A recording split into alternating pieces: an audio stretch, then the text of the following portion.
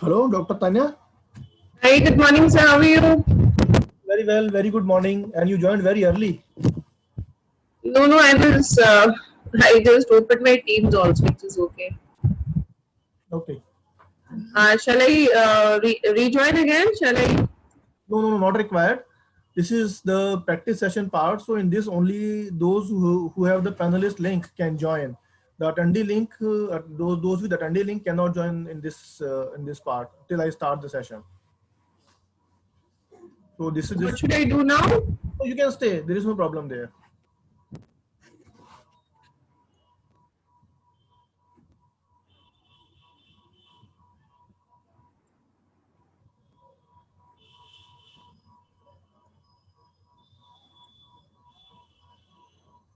Sharu, you have not been able to connect to audio system.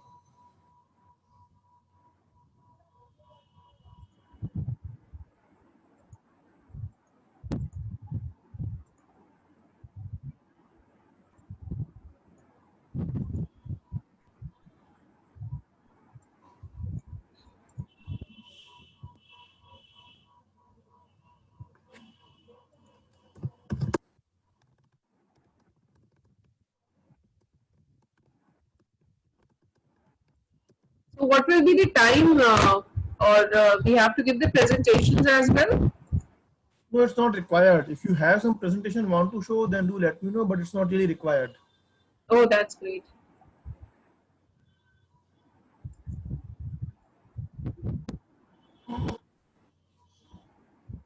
And you can keep the camera on when you are talking. Otherwise, it's not really required again because Yeah, I'm just looking into like if I can, change the background. okay.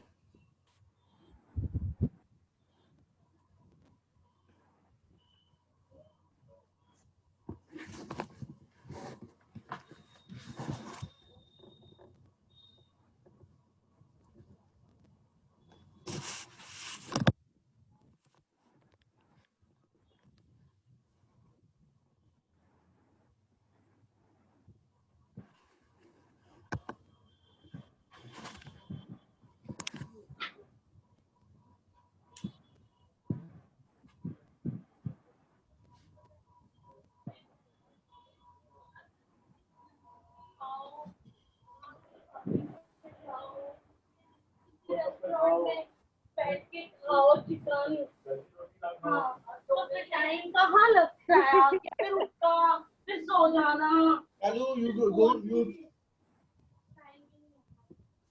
Good morning, Sudhanshu ji. Good morning, Bhargava. How are you? Fine. कैसे हैं आप? How are you? Oh, very good. Very well. Great.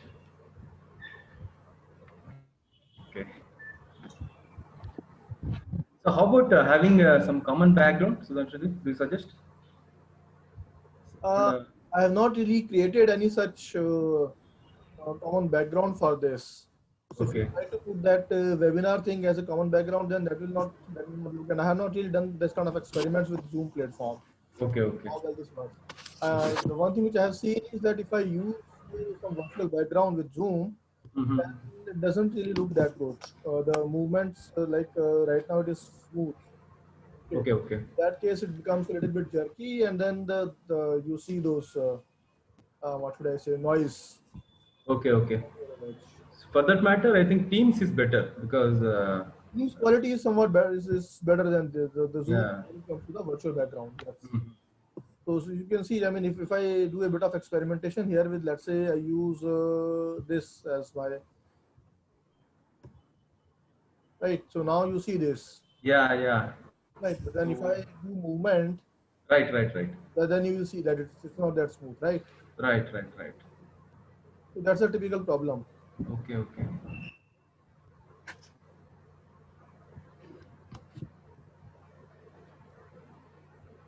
So let me see whether I can share the screens.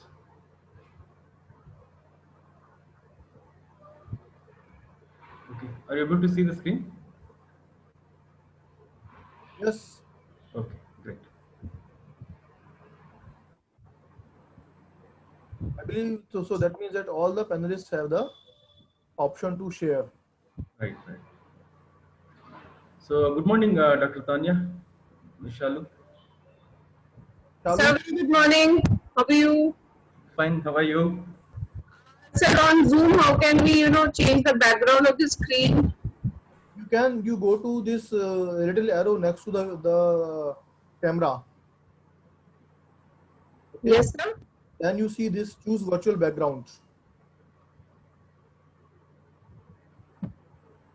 Next to the camera, there is a small arrow. You go to Just click on hold. that, and you see choose virtual background option. Yes, and There are yeah. some options available. You can pick from them. Oh, then I'll have to pick some screen, right? Yes, the ones which are available. Just wait, just have hold. Or you can create your own also. Yes, You have the option to add your own images there if I you can want. do that. Let me see if I add an image of this OCF banner, then what does it look like? Yeah, it will be kind. I will just let me just do a bit of experimentation here. Uh,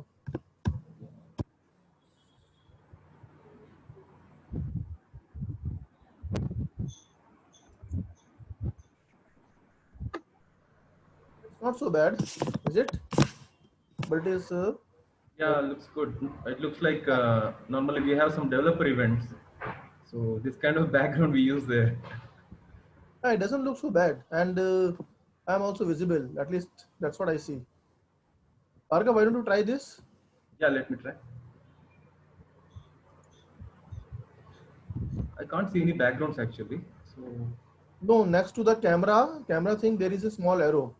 yeah, I went there. So, background and filters, it's none There actually. there is one choose virtual background. Haha, in virtual backgrounds, I don't have any images. I don't know. Just I just installed the Zoom today morning. So, Right. So there is one option there, backgrounds and filters, background and filters. mhm. Right. Then virtual background, so there will be one add image or video kind of option there. Okay, add image. No, then it's Choose- pointing to my own gallery. Right. You will okay. So this image needs to be in your directory. Okay, got Your it.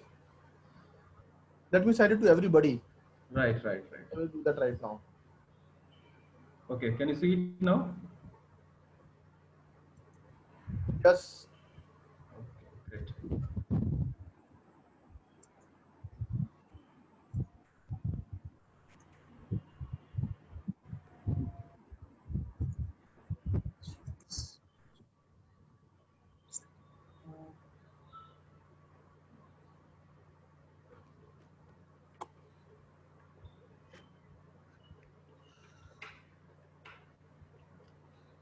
Great.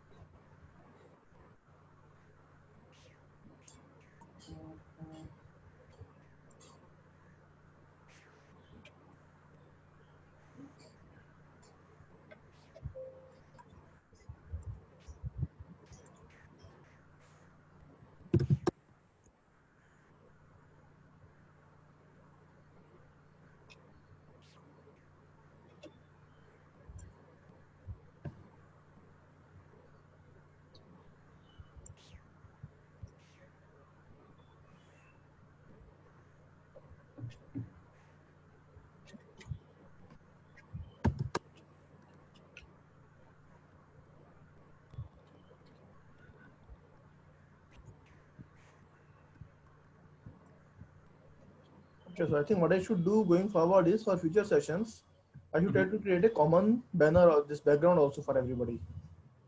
Yeah, Right. I think that would be good. Yeah, it looks nice. I mean, professional. I Yeah. hope we are recording this session. Don't Yes. you think? Yes. Okay, I will share the recording afterwards. sure.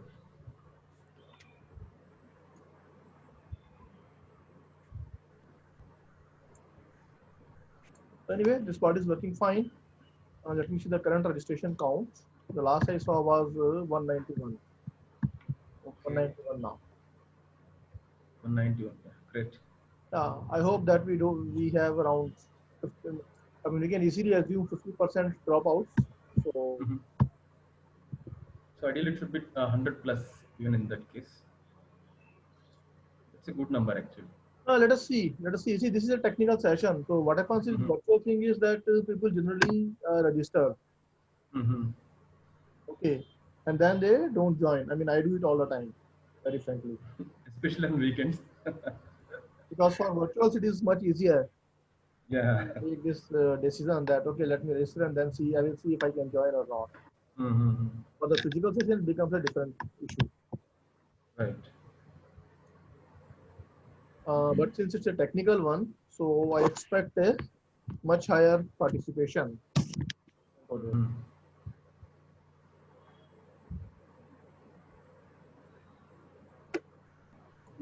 we should be done by 12:30 or so. Is that correct? Yeah, 10:30 to 12:30 we told. Yes. Because I'm setting up my next meeting at 1 o'clock. Okay, I think we can wind it up.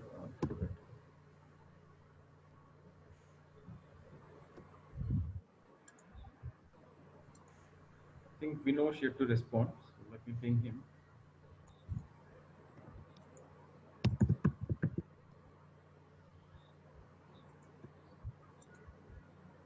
So Dr. Tanya, when I will be asking questions, then as far as you are concerned, I will be focusing primarily on the academic part. That how to. Yeah, that is also my focus because we do this. Just hold. We do research, but I think what the problem that we are facing is the test bed and all these issues, the motivation inside the students, and their so that is skilling and all those stuff. So I'll be more focusing on those areas. Perfect, perfect. So that and then the other thing which I will ask and where I would like to receive your inputs is that as to how do the academics really see the standardization activity. Yeah, sure. Because standard is something again very less known in India and very less popular. Yes, And because when we speak you about are it, very active. I mean, I see you are very active into this activity, but I haven't seen academics in general participating into the standardization bodies. sure, that would be kind. No, but then in general, do you agree with this assessment? Because I say that in general, I don't see academics participating. You are the one, and then in this LIT 27, there was this Miss Niyogi. But then I don't know whether she is academic or not.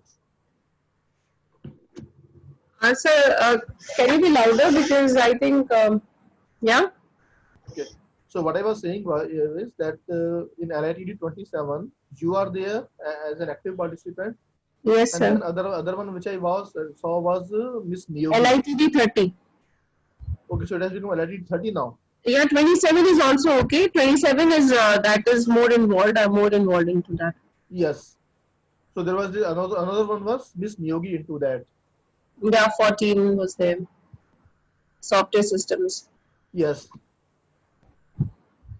Besides, I am also a Cisco instructor, so we keep on getting all these influx from them as well, like exactly with IoTs and all what changes they're doing. But again, the proprietary issues are there.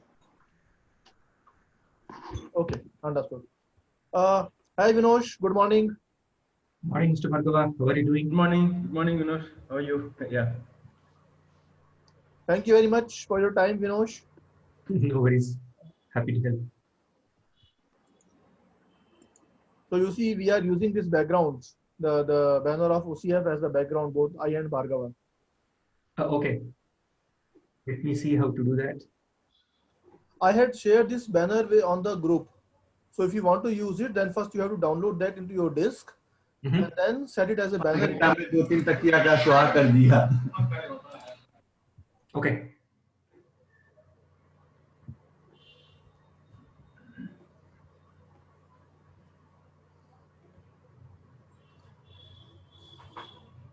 I mean, just give the honest opinion. Does it look okay or does it look lousy, this banner? So this is I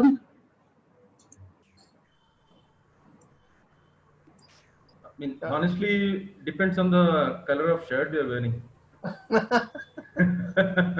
If you're wearing, okay, so fine. I mean, are you saying that you need the light color for contrast? Yeah, of course.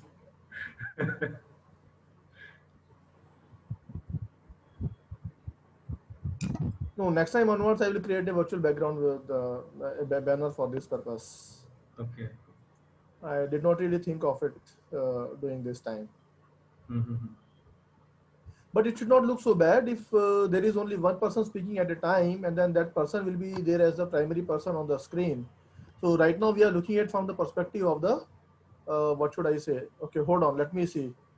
Sonia, I need your opinion into this. Right now you are uh, you are seeing the panelist view.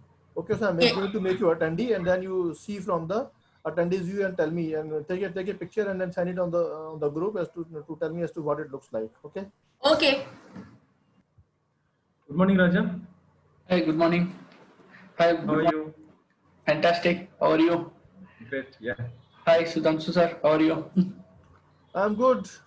Raja, long time no see. Yeah, that's right.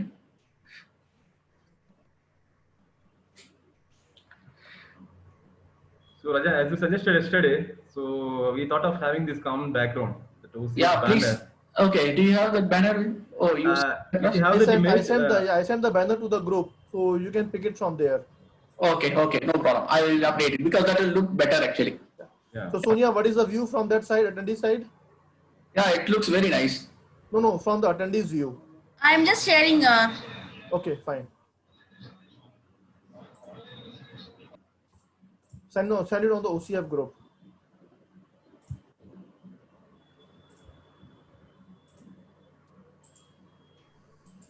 Okay. अरे यार ये So this is gallery view, I think. So before becoming the attendee, there is not. I can only see the speaker who is talking. Yeah, because that is attendee view. I think for attendees it doesn't look so bad, right? It's looking good. It's looking fine from the attendee side. So if we share the screen, then how it looks like? Let's check once. You go to this OCF group. Sonia has shared the picture. Yeah. No, if we no. start Once you share presentation, once you are doing the screen sharing, then all those views become the thumbnails. So Yeah, then you it can doesn't see really on the I right will just share. I will just share the screen how it looks like. Okay. Okay. I also changed my. Okay. So I think Vivek joined. Hi Vivek, how are you?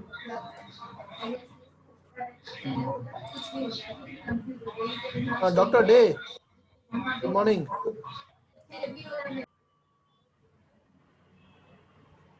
Oh, you have a backdrop. My backdrop looks like the race conference that I attended. Yes, precisely. So if you want to change, if you want to use the backdrop, then please use the banner, this banner which I had shared in the OCF group. In the OCF group. Yes, I shared it there. So you can download from there and use it, or you don't need to use it. It's entirely your choice.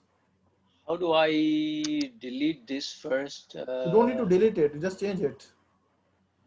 But where do I change it? Because I'm just trying to. Next to camera, there is an arrow.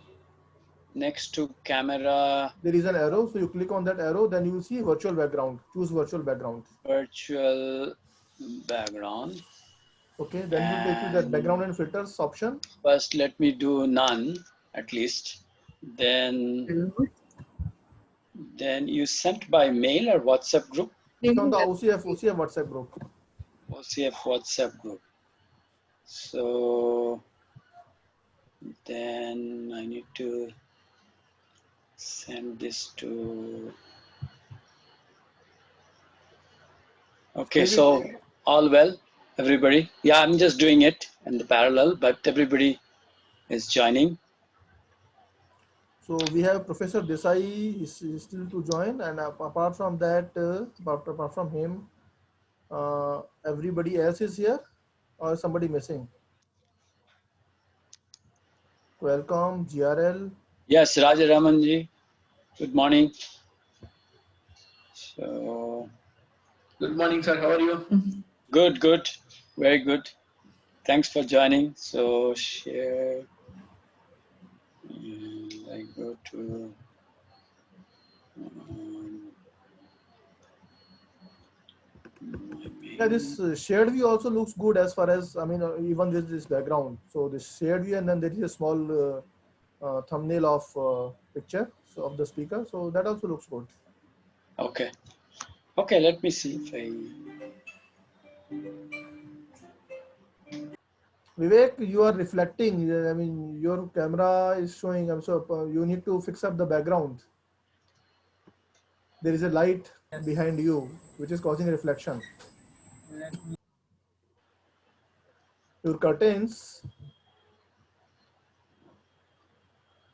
So you have curtain behind you, and they are causing reflection. So we are seeing you partially, like you are kind of dissolving or something like that. Bhargava, you will show my slides, right?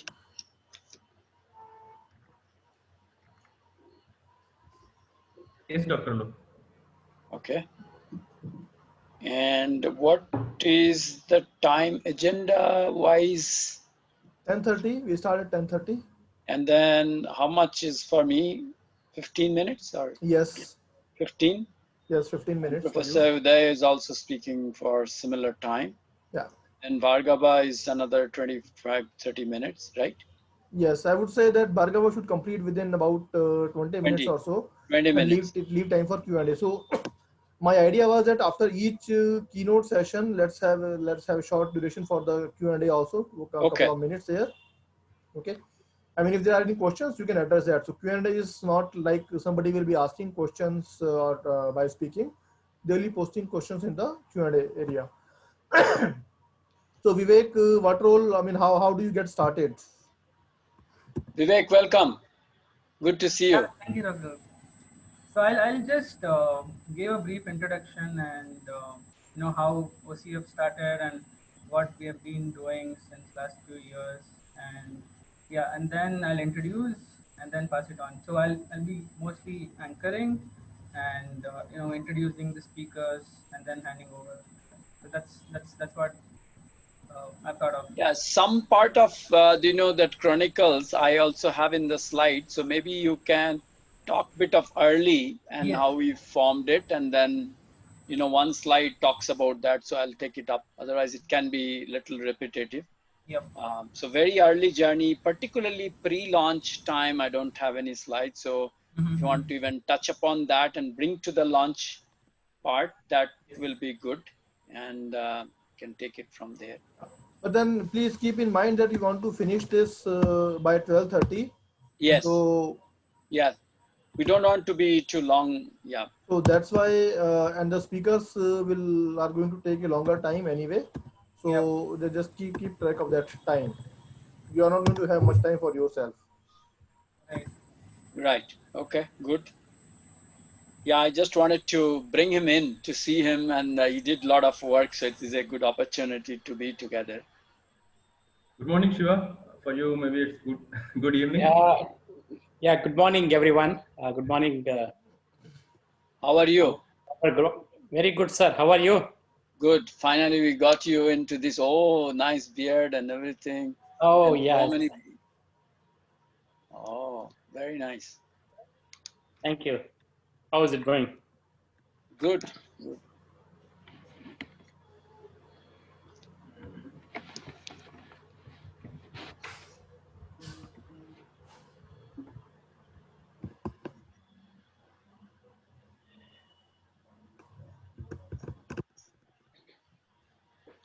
And Professor Uday is yet to join, right? Yes, Professor Desai is yet to join. I hope that he remembers. He does remember. He has acknowledged that, of course. Yeah. To the Dr. morning when I Tanya, sent the welcome. message. So. Good to see you. I think you are on mute. You are on mute. Yeah, I'm so sorry. That's one of the biggest disasters. Yeah. Yeah, we know. Thank you. I had seen your profile in ST Microelectronics as well, and I'm quite excited to look into that. Thank you. Thank you. Yes, I used to work in Greater Noida area. I offered some courses also in Amity while there. That's great, sir. That's great. And yeah, and also with the Amity Incubation Center, I'd mentored a company. So quite attached whenever we get to that site. Sometime we drop by. It would be very kind if you again take up some time for Amity as well. Welcome, Professor Desai. Good morning. Sir, good morning. Uday nice to see you. Nice. Very nice to see you. Yeah. Good to see everyone. I think my internet is a little slow, but I'll do something. So there may be a slight distance. So what we can do is that just switch off the camera later on, and then it should be fine. So Yeah, what maybe. we will do is that only those who are speaking should keep the camera on, and rest can switch off their cameras. That will conserve the bandwidth. That should help.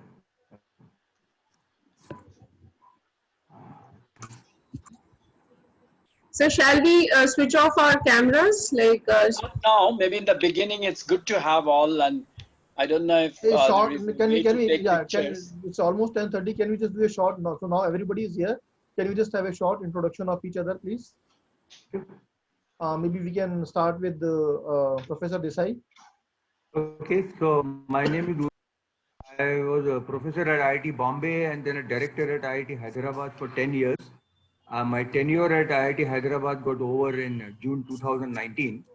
So for the last 1 year, I'm associated with TSDSI. So I meet Vinosh also on those meetings. I'm a chancellor for Anurag University. I also am an honorary professor at a university in Korea and then advise many academic institutions in the country. Thank you. Dr. Day. Yes, I'm CTO for Samsung in India, based out of Bangalore for last 9 years. Before that, I was MD for ST Ericsson, based out of Noida, as I was mentioning. I was also associated with IIT Delhi and Roorkee as adjunct faculty as part-time. And here, we do work on 5G, AI, IoT. So this is an important topic. Today's thing, OCF India, we started, and we will talk about that. This has been last 2 years, and this India chapter. So I'm glad to chair, and Sudhanshu have been working very closely to have this secretariat in NASCOM. So today it's all about that. Thank you. Thank you. Dr. Tanya. Well, I'm a teacher, basically a faculty with Amity University. Before I was also working in a software division, but I'm a professor with wireless communications, and 5G is definitely my area of interest right now. And Internet of Things, I was involved, and with that, my journey started with the standardizations of LITD, when Bureau of Indian Standard had given me an opportunity, and definitely I came in touch with Dr. Sudhanshu Mittalji in Bangalore itself when I was looking into the Center of Excellence. And otherwise, my journey has been very exciting with lots of research papers and the students and motivating the students and looking into, and their skilling is the important aspect of my life. And thank you all for inviting me to this platform. Thank you, Dr. Tanya. Welcome here. Raja. Yeah, I am Rajaram. I am a director of Granite River Labs, India.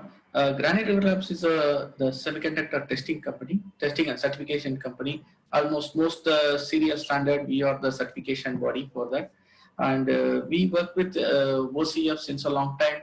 I think even very early to 1.0 also. We are working with OCF, and then we created like OCF, the IoTVT, all the qualification we have done it. So that's our engagement with OCF.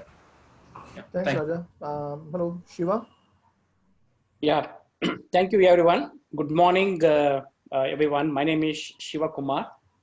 I'm based in San Jose, California. I have got two roles to play. One is I'm the co-founder of a company called Xtrans. We are based in Bangalore. And other one is the Dew Mobility, which is based in Fremont, California. And I'm also a part of adjunct faculty at two universities over here. So I teach IoT, machine learning, in blockchain. So recently we started a foundation course on AI. So I have been associated with these standards for quite some time. In fact, started with the department in National Science Foundation in US. So they actually derive the specification for a smart city. So I'm with this OCF for last 3 years with Dr. Day. I think he has been very supportive, and we are trying to implement the OCF on various platforms over here. Thank you, Shiva. Vinosh, a short introduction, please. Hi, good morning, everyone. I am with Qualcomm. I lead the standards activity for them in India. So for most of my life, I were like a 3GPP RAN 1 RAN plenary participant, which I did for like almost 8 years, and then started focusing on India-specific standardization in here. My relationship with OCF, it's mainly from the promotion and related aspects in here, trying to ensure that OCF creates an ecosystem for itself, and how from the Qualcomm standards perspective, we should be able to enable that to happen. So thank you, Vinosh. Then other three, so Vivek Shivaswamy, he was part of, I will do the introduction, we are out of time now. Vivek was part of Samsung, and he was part of the team when we started this OCF India chapter about 3 years back, along with Dr. Day. And till recently, he is the one who has been primary driver of the show with Samsung. Now he is doing his own startup. So we got him here to continue to have him continue his engagement with the OCF activity. And Bhargava, he is part of Samsung team again, and now he is handling the role which Vivek was handling earlier. He's working with Dr. Day to drive the OCF activity over here. Of course, I am Sudhanshu. I'm part of NESCOM team, and among other responsibilities, I handle the standard activities. So now it's past time, so I will start the webinar. Thank you very much.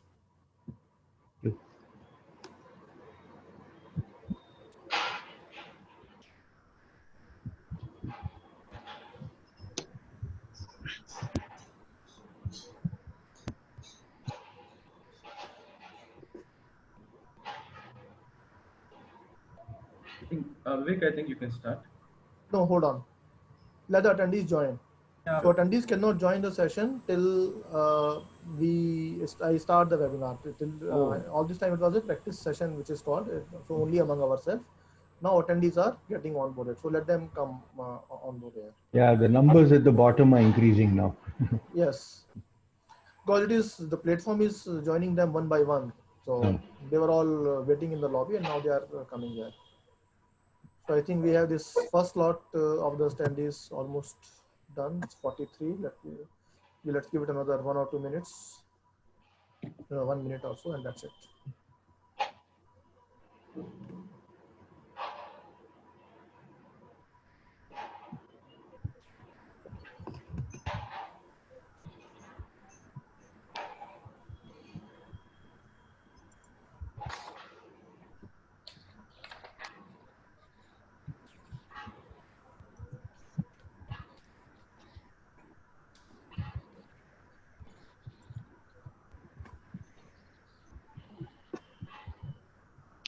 I think the number has stabilized more or less. Yes, it has stabilized. So we'll start now.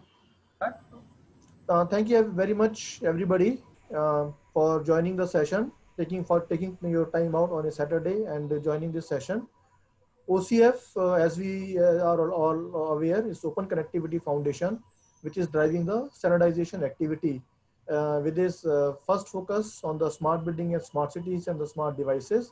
And beyond that also, we are going into the standardization into multiple areas, which we will be addressing or looking at shortly.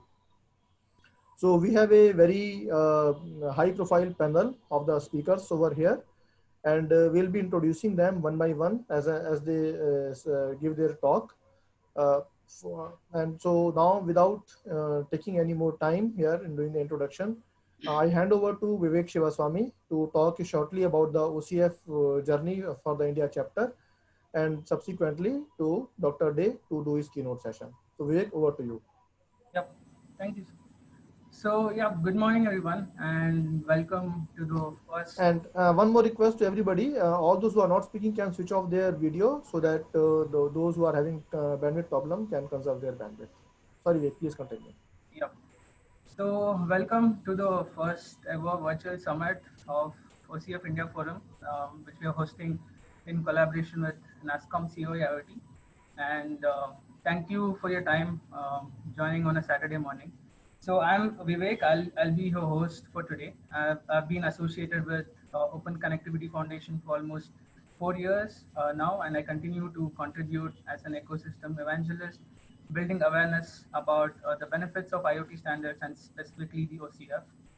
A little bit of background about how OCF started. So we started the OCF India Forum initiative almost 2.5 to 3 years ago, with the primary objective and vision of helping Indian IoT companies, especially the IoT startups and MSMEs, to gain the benefits of IoT standards and the massive ecosystem of OCF, which includes both big and small industry players, and go to market faster, using the open source IoTVT stack with all the capabilities already built in, so that you don't have to build everything from scratch. So we have come a long way since 3 years, with NASCOM COE IoT supporting as the executive office, and various industry leaders from companies such as Samsung, Qualcomm, Intel, GRL, and even universities representing as thought leaders. So we have an amazing lineup of sessions for today, starting with two powerful keynotes, a deep dive into the technology, and concluding with an interactive panel among the industry leaders. So yeah, that's what I wanted to introduce before we get to our main keynote. So without any further delay, we'll call our first keynote speaker, Dr. Aloknath Dey. So Dr. Alok is the CTO of Samsung R&D India, and he's also the chair of OCF India Forum. We started this initiative under his leadership 3 years ago. So let's hear directly from him. Over to you, Dr. Thank you, Vivek. And Bhargava, if you can present the slides. I just have 3 slides, but I will talk about this journey. So if you take us to the next slide. So good morning to all. And I know many of the people that are members of OCF, they have joined, but some of the people that I today have joined, I know that they may not be having a preamble or knowing about OCF fully. So let me do a quick recap of how we are moving. And a quick refresher that in 2015-16, we started a lot of IoT conferences in India. And one of the challenges that we found is how do you interoperate? This was coming up as a big topic. And this is where we felt that what are the standards that are globally available? And can we bring some of them to India? Can you work with them? Can you contribute globally? Many of the MNCs and some Indian companies have also been presenting and contributing, but how do you absorb that for our context? And 2017 and 18, today not there in the slide, but a lot of pre-launch event participations that we did through product demos and possibilities that were there, many startups and bigger companies that joined. So I thank all of them. That's kind of part of history, but without them, we could not have reached to this point. In 2019, as you can see the first point, in Convergence India, we launched an Open Connectivity Foundation, all set to standardize the Indian IoT industry, as you can see. And very quickly from that launch time, if you see on the right-hand side, on February itself, we went to an OCF India, IoT show. This is an home IoT. And OCF has started, as you can see later, that much more from the proximity communication standpoint, smart home buildings, that has been the starting point of it. So we joined a IoT show there. If you see below, the first meeting where we decided, and Sudhanshu and everybody, all of us joined in NASCOM premise to kind of have this first face-to-face meeting.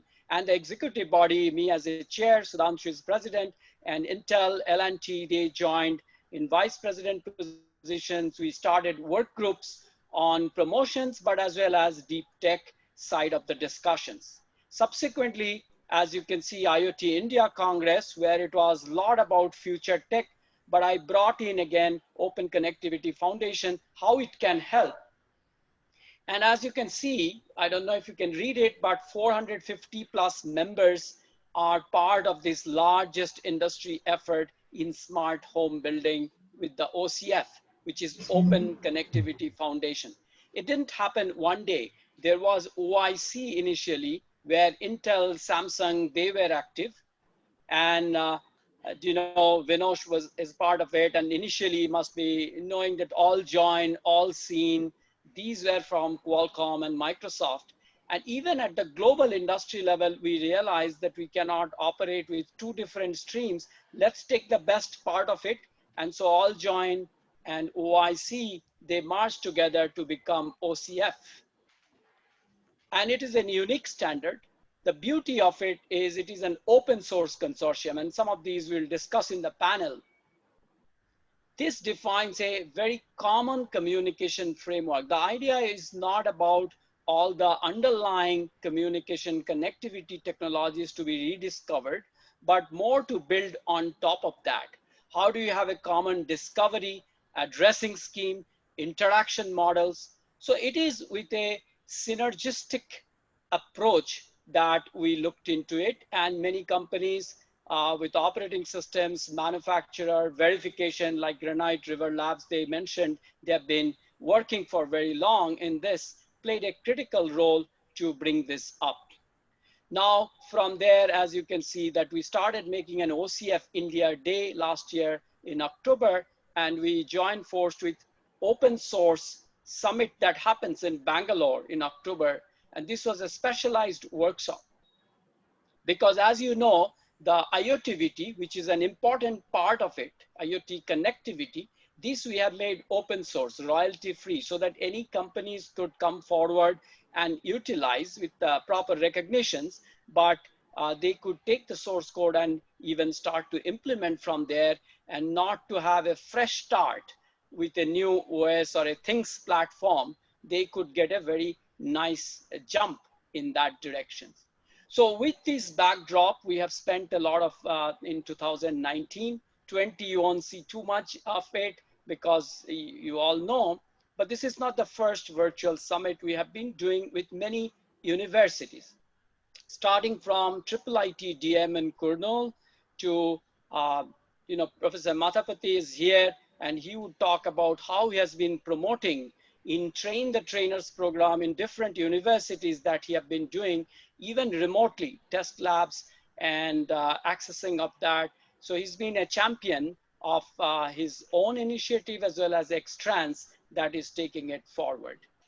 So with that, we move, if you move to the next slide, then I could talk a little bit of, 10,000 feet, what is OCF way forward. See, there are two dimensions that you can see on the left side. One is an increased connectivity. The other is increased functionality, vertical. So let's start, on the core access point is proximal communications. You will also see there are other standards, and India has, Professor Desai is here, he is representing strategic consultant to TSDSI. This is our national apex body, and they have standardized one M2M for smart city and as a prime driver of India's, standard thing. But what we have worked with them is to make sure that OCF side by side for smart home and building works and interoperate between the two. So there is this distal communications where one M2M is quite strong and India has adopted. And then there is a proximal communications where OCF plays a role. From that starting point, we went up and we want to make sure IoT has security as the dimension. If you would have seen, we also published in the previous slide, it was there that, electronics for India and, many other electronics for EU, they have been publishing articles of our executive director of OCF and myself also, whereby we talked about how you grow.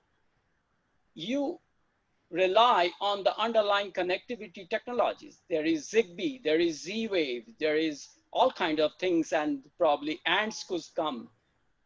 LoRa is there, but some of these underlying technology, we can take it, we can connect them, we implement security at every layers.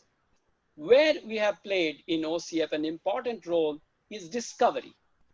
How do you device discover? How do you discover services? These are some models that we have been able to build. On top of that, there is a data management because you need to have a data model. IoT is all about so many devices. Some are big, static, like fridge, TV. Some are mobile, your phones, your watch, and some may be very small, constrained. So the QAP that you see is a constrained access protocols because we wanted to make sure even these small devices are part of that unification process. But as I said, the data management has also been a great focus of OCF. And now we are coming not just home, but some of these, let's say HVAC, that may be another type. There is a home AC, but then there is also industrial ACs that if you would like to think it of. And how can you synergize? And this is where we are working. And 1DM, there is a work group that has been formed just to make sure that whether it is ZigBee, Z-Wave, OCF, other kind of protocols, IPSO, which is IP smart objects, that the data model is kind of common so that people can translate into a semantic definition format as we call SDF. And it doesn't matter what are the sources you can then represent. So going up from that constrained access protocol, it's in RESTful model. And you can build your HTTP and QAP based solutions. Some solutions are MQTT. You can see in 1M2M that is also included because the pub sub model is quite useful there. In home building, that is not so essential, but even if such protocols are coming, we can easily integrate into this system. So given this backdrop that you can see what work is ongoing, two things, there is scope for people to come, join, contribute. And you can read this bottom reference where is OCF core framework is there.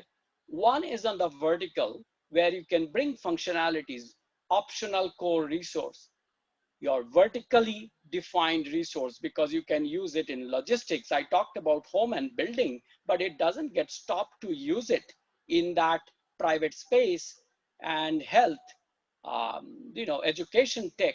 You can use the same stack to build and bring your own resources, bring your own technology, this dimension. So I just wanted to represent that to say that the, your innovation can come on this vertical space. The other space that you can see is the increased connectivity. It started with device to device, device to cloud. That's the space. But from proximity, yes, when you have two devices very close by, what is the need for them to go to a cloud and hog some computing power or cost it for that matter? You can actually have a D2D connections. So a smart IoT would be, if I can afford to do D2D, let me do D2D. BLE is a good solution for that. Why do I need to go to even edge for that matter? But if it is not, then I go to the edge, I go to the cloud. And these standards have evolved. OCF started with more device to device as an angle, but now it has been defined proximal to cloud and cloud to cloud. And I think Bhargava will talk a little bit more about this dimension of it. Why it is important? Because, for example, if you have a smart building and you have a car parking next to that, right? You could connect these two, cloud to cloud. All the parking related communications could be in one cloud, and that may be monitored and monetized by one company, and building may be moderated by another company. So since they are talking to each other, you could actually leverage and have a greater service for the next building people. So again, this standardization for cloud to cloud recently has been announced. There is a certification process. First product I heard has also come out, and hopefully it will grow more. With that backdrop, now OCF in India, just key points. First thing, as you have seen, we are educating people, university, researchers, labs that have been established specifically. We are promoting prototype and standardization. And that's why today's seminar, we named it how to build, prototype, and products. At least let's get towards that direction. Let's not just talk about standards, and it's not a theoretical thing. You have platforms, you have chips, you have modules that are available. How can you start building it? And hopefully there will be great products coming out of that. Coming to the standard parts, two sets of it. OCF itself works in ISO standards, and our BIS, the Bureau of Indian Standard, is a national standard body. So OCF's journey through ISO, BIS, there is a linkage, and we are talking in different directions. Dr. Tanya is here, who's representing and working with BIS. And then we also have TSDSI. With them, we have been working very strongly, quite collaboratively, to showcase. There was an European standards where I spoke about OCF TSDSI connections. We are working and hopefully signing an MOU very soon on this bridge. Because just to give you an example, because if I have an air purifier at home and I want to turn it on, I don't need to check the air quality of the city. This is not my job. And why everybody in the city has to check their air quality. This can come from a central place, and this can be part of 1M2M solutions. And I can pull that data from 1M2M to OCF in my private space.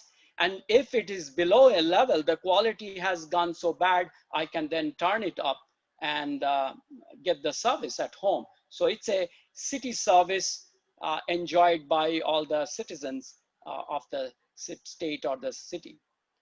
This is one side. It can be opposite also. For example, electricity meter, people coming and checking every places, but if it is BLE based and this data could be generated in OCF, but BESCOM or whichever state electricity board, they could pull up the data from OCF to 1M2M and get that service. So this is something we have shown as prototype, and I'm going to take it forward through this MOU and make sure that when we build for India IoT, there is a great smart city related lot of initiatives that TSDSI is taking, but in the private space of home building, as people need it, they can talk to each other and give a great service. So that's our vision. That is where we are going. And I can give you in the next slide some things that we are doing from Samsung.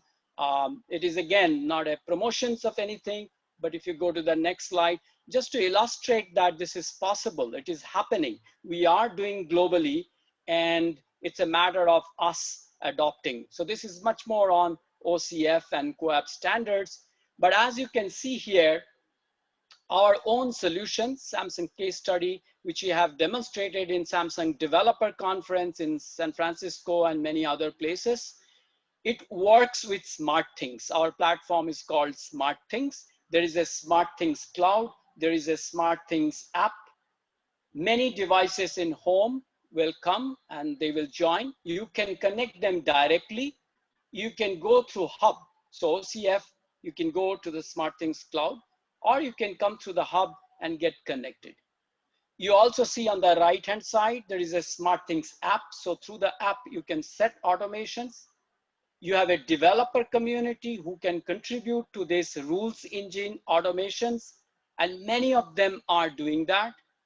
You have below a smart apps on the right side, which means it's a third-party app that can also join. It doesn't have to be Samsung's own app, but you could, as long as you follow the API, you could actually get connected through a service provider. Let's say if you are working with Verizon as an operator, or let's say a smart lock at home, this may be service provisioned by another company. So for the lock, you can have that app. And as I mentioned earlier, that you can also have a cloud connected service. Third-party cloud could come into picture between building and parking lot. I mentioned between your home services, and let's say surveillance service could be provisioned by somebody, and that you could join. So this is a broad picture. We already have 150 million plus devices connected through these mechanisms. And it's a matter of, it's not always I can expect that all the things will be from one company. It can be from various sources, and that's where standardizations and interoperability plays a critical role. Because as in 5G, you see the terminal is from one vendor for the network could be different. Same thing in my kitchen, I cannot expect all products from one company. So this standardization, this OCF is going to be helping that even if you have 5 vendor products, if they are meeting these OCF standards and they are compliant, then they could talk to each other and we can have and enjoy this automated service for that. Thank you, Dr. Alok. So with that, I will stop here. Thank you very much, Dr. Alok. There is one question here which we can take right now. There is one from Alok Sharma where he says, I have a situation where 150,000 devices are to be connected to the cloud. Dilemma is what to use, HTTP or MQTT. He needs to communicate in near real time, that is 5 minutes. A short answer to this, please. Yeah, I think I would say the OCF provisions, HTTP is quite good in that. If you have to publish somewhere, these two models are very different. So I can take it offline and you can discuss it. If you need to pub sub model of MQTT, then you can take it. But if your whole goal is automations and connections, then this HTTP is good enough. Thank you very much, Alok. Now I hope your question is answered. If you have still have some query, you have my email ID. So drop me that and we can take it up later on. Thank you very much, Dr. Alok. Thank you. Thank you very much. So next is Professor Desai. Yeah, let me give a brief introduction. So yeah, I think it was a insightful session, Dr. Alok. Thank you. And OCF is in fact looking at standardizing not just the smart home space, but also into smart buildings. There were some amazing illustrations of air purifier talking to your smart city cloud for air quality, and home talking to your parking and street lights. So this isn't very far. It's coming soon. So it's time to call our next keynote speaker, Professor Uday Desai. Professor Desai is ex-director of IIT Hyderabad and also a strategic consultant to PSDSI. It's really great to have you here as our keynote speaker. So over to you, Professor Desai. Okay, let me share my. Okay.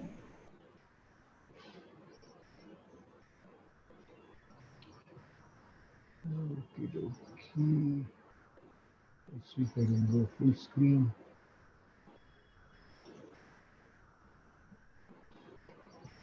Okay. So thank you very much, Sudhanshu, for inviting me to give this keynote address. I think I'm really happy that Dr. Day, I don't know, who's changing it? I didn't. Why is it changing on its own?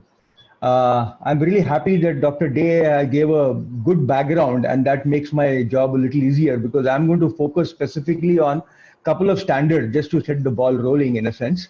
Okay, and I think OCF is doing a terrific job. I think this is something that India needs very strongly, and I'm very happy that OCF has an MOU with TSDSI, and I think TSDSI and OCF need to work together because standardization is very critical, as an example that was talked about by Dr. Day, particularly in smart cities. So let me get to the hard things. So I'll talk about two things. One is hardware standardization and then software standardization. See, in the hardware, we are talking about IoT. So there are the reason I'm focusing on cellular NB-IoT, and I'll mention briefly about the other part also. So there are sort of various standards that are coming up in IoT. Of course, we are used to LoRa. Many people talked about LoRa. That's a very proprietary standard from a company. And NB-IoT is a 3GPP standard, which is now becoming quite prevalent. And in fact, this is going to what my feeling is that this is going to be all pervasive. Okay, often you have various, I don't know who's changing these slides. Why is it changing on its own? I don't know, maybe something went wrong. No, it is change can be at your end only, Professor. We cannot change it. Oh, okay. So maybe I'll have to keep going back. I don't know, something happened in my presentation. I'm not too sure why it keeps changing on its own. I'm really sorry about that. Okay, so what I would say is that IoT, okay, NB-IoT is going to play a very major role. And what are the key things about NB-IoT? Okay, so you have CAT M1. I'll briefly mention about CAT M1. Maybe I'll go to the next slide just to explain that. So if you look at NB-IoT, it is very low bandwidth, that the data rate peaks around 250 kilobits per second. On the other hand, CAT M1 is in a sense a proprietary one. Of course, it complies with 3GPP's thing, okay, by Ericsson, okay, and it has much higher data rate, 1 MB megabits per second, and lower latency. So it depends on which application you want to use. Bulk of the applications that, in fact, Dr. Day talked about and what many people are talking about, NB-IoT will do the job. You don't really need something which is going to operate at gigabits per second or megabits per second. And they will all operate in a sleep mode in some sense. Okay. So this is the key difference between the two. But NB-IoT is what is being promoted very strongly by 3GPP. There are already certain chips which are available for NB-IoT. In fact, in India also, Vizig, a company headed by Professor Kiran Kuchi, okay, and is in fact developing fabricating NB-IoT chip. Maybe within a few months, I think we should have that particular chip in the market. So it will be a kind of an Indian developed chip using NB-IoT standard out here. Okay, so it's a low rate and it can connect to any of the sensors out here. But salient features, 200 kilohertz RF bandwidth, long range. This is the key thing, because it's a very long range kind of a IoT application. For example, most energy meters that are going to be installed in our homes, okay, will have NB-IoT built into it. And with 5G, and NB-IoT works with LTE as well as 5G. I'll just talk about that briefly. And the key thing is you need to have battery up to here, so 10 years. You're not going to keep changing batteries in your energy meter, every 6 months or so. Okay. So existing LTE base stations are easily software upgradable to support 5G NB-IoT. So even if 5G is not rolled out, we can use NB-IoT in the current 4G system or the current LTE system. And my belief is that NB-IoT will dominate the IoT hardware market. Of course, the opportunity is very, very huge. And I think India needs to exploit that particular opportunity. Okay. This is something I just quickly talked about, so I'll leave it out now. Okay. These are the different deployments in LTE. You can have a standalone LTE in GSM, UMTS deployment. You can use, I think I really apologize for this. You can have it in the guard band. You can have it also in band in LTE. So that depends on what kind of a deployment that you have. Okay. So if you look at the, wow, why is it going so fast? I don't know what's happening today. If you look at the deployment thing, okay, let me just see if I can might move be this. in the animation mode. I know that something, yeah, I have to change that. Somewhere I think I have to go and change everything. Don't have that. What you're saying is true. By some mistake, somewhere in the animation mode, it has come into timer has been set, I think. But currently, since we are in the presentation, I will not necessarily do that. I should have tested this out. My apologies to the audience. Okay, I'll keep moving it back and forth. I think the deployment is going to be very heavy. This simply talks about, and this is by Ericsson, growth of massive IoT connections. We are a little slow on the takeoff, and of course, COVID has again put some brakes on the overall deployment, but this is happening. There are companies in India like TCS, the Tata Communications Limited, and various others who have had major deployments. I think Bangalore is one of the cities where the deployment of IoT is quite strong.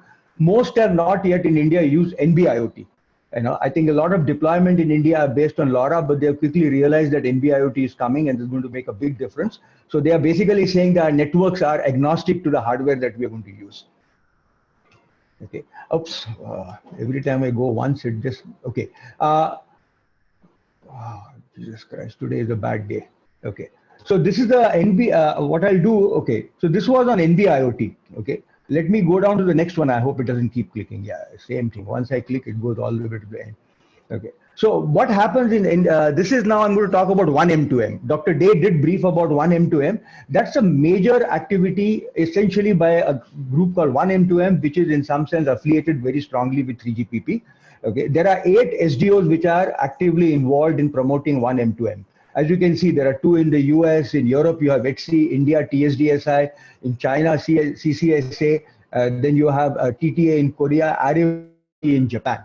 Okay. And this is something which is going across. There are a large number of partners. You can see on top out here, I don't know if you can see my cursor. A large number of companies are also involved in this particular activity out here. And the key thing for this activity is to create interoperability. Dr. Day did talk a lot about interoperability. And 1M2M essentially is to be promoted. And this has been going on for some time. India is a what you call partner type 1. So we are like major partner in 1M2M. And I must say that very recently, after a long deliberation in TSDSI and various things. So TSDSI transposed release 2 of 1M2M, and TEC has now approved it as a national standard. Currently, the process is going on for transposing release 3. It will take some time out here. And I think this, again, 1M2M is going to play a big role, because I think one has to look at the partnership that is being evolved. Okay, and I don't want to get into the details. Some of these things are still in the offing, and I interact quite actively with the 1M2M group out there. But this is going to become a major service layer standard as far as IoT is concerned. So this does not depend on hardware. Let me go to the next slide. Again, every time I switch, it goes to the whole thing. Okay, so what this is particular doing is that it doesn't matter whether you are using LoRa, whether you are using the Ericsson technology, or whether you are using NB-IoT, whether you are using Zigbee, or whatever you are using. That is immaterial out here. This is basically a service layer which will make sure that every NB-IoT device can talk to any other NB-IoT device out here. So as it says on top, it's a globally interoperable standard. If you look at it, that's what basically it is trying to emphasize out here. Okay, and it looks at, this is where it resides. So you have connectivity, okay, you have IoT applications, and this is in the middle. IoT services is where it resides. Essentially, a service layer is what one is talking about. But this is important. Finally, if you look at any hardware that comes into market, the sellability of the hardware depends on two things: services and applications. Okay, in fact, that is where perhaps people who work in the chip industry sometimes complain that we don't make as much money as the people who are providing services. Okay, that is always the case. So this service layer will be very, very important, and 1M2M is really promoting it quite actively out here. Okay, and as you can see, it can have data analytics. Again, you can actually start developing APIs also out here. There are API controls which are given. So people who deploy 1M2M along with whatever hardware they have selected. So in a sense, what I talked about NB-IoT in the beginning and 1M2M, they are independent. They are not necessarily related to each other. They're totally two independent activities. And if one wishes, one can replace NB-IoT with something else. That's a separate matter. Okay, but then you can develop your own apps. You can develop your own security layer also within 1M2M that is being provided to you. And I think that is the key part of it here. There is a lot that one can do. The user who deploys this, say, in a smart city, can do a lot with this IoT service layer, namely 1M2M. Let me go to the next one. I'm sure I'll have to, this time it settled down. Okay. So if you look at, it's a global standard. It focuses, 1M2M activity focuses on requirement, architecture, API specification, security solutions, interoperability, machine-to-machine IoT technology. That basically it is. Then it provides a framework. Now, framework can be used for smart grid, connected cars. India will take a little bit of time, but already one can see the latest models of vehicles available are talking about connectivity in it. Okay, home automation is very big. That is coming in. Public safety. So if you ask me from the Indian standpoint, I would focus first on public safety and health, to use these technologies, both and the standardization that we are talking about, even before we get into smart cities. Okay, smart grid, because as we can see in the Indian context, if we can create something for public safety, and what we are facing currently, the pandemic that we are going through has brought out the importance of healthcare. I think these two would be, I think, top priorities in some sense, if we can really get some use cases going on in the country. Okay, 1M2M, work in progress. Okay, so various activities. You have energy, enterprise, healthcare, public services, industry, transportation, residential, and any other application that you want, you can kind of put into this whole thing. So there is no big problem in whichever application that you want, where 1M2M could fit into the whole thing. 1M2M, it's an open thing. You can go to the 1M2M website, just go to Google. There are technical reports you can download, technical specs are there. So everything is available to you. Okay, and they will be quite happy that you use this technology with whatever IoT hardware that you come up with. Oops, let me hope it stays here. Okay, so this is once again kind of explaining as to where 1M2M would fit in. I think, these are at the bottom you see are the whole bunch of so-called, NFCs or IoT kind of technologies which are available. Zigbee, you have Z-Wave, you have M-Bus, you can use NB-IoT, whoops, whatever else that you want out here. Then you have applications on top. We already talked about those applications. Dr. Day also talked about those applications, so I won't spend time on it. And 1M2M will focus on common service function, discovery, security, data management, data analytics. You can build data analytics to it. And of course, common information model, semantics will also come into the picture out here. So this is the key thing. And in my opinion, irrespective of the hardware, this will dominate as to how things are going to function in practice. Okay. So if you look at the service layer, again, I won't spend time. This is just a brief introduction to the whole thing, but it takes care of these. These are probably the components of one end-to-end service layer that you will find: registration, discovery, security, all the way down to transaction management.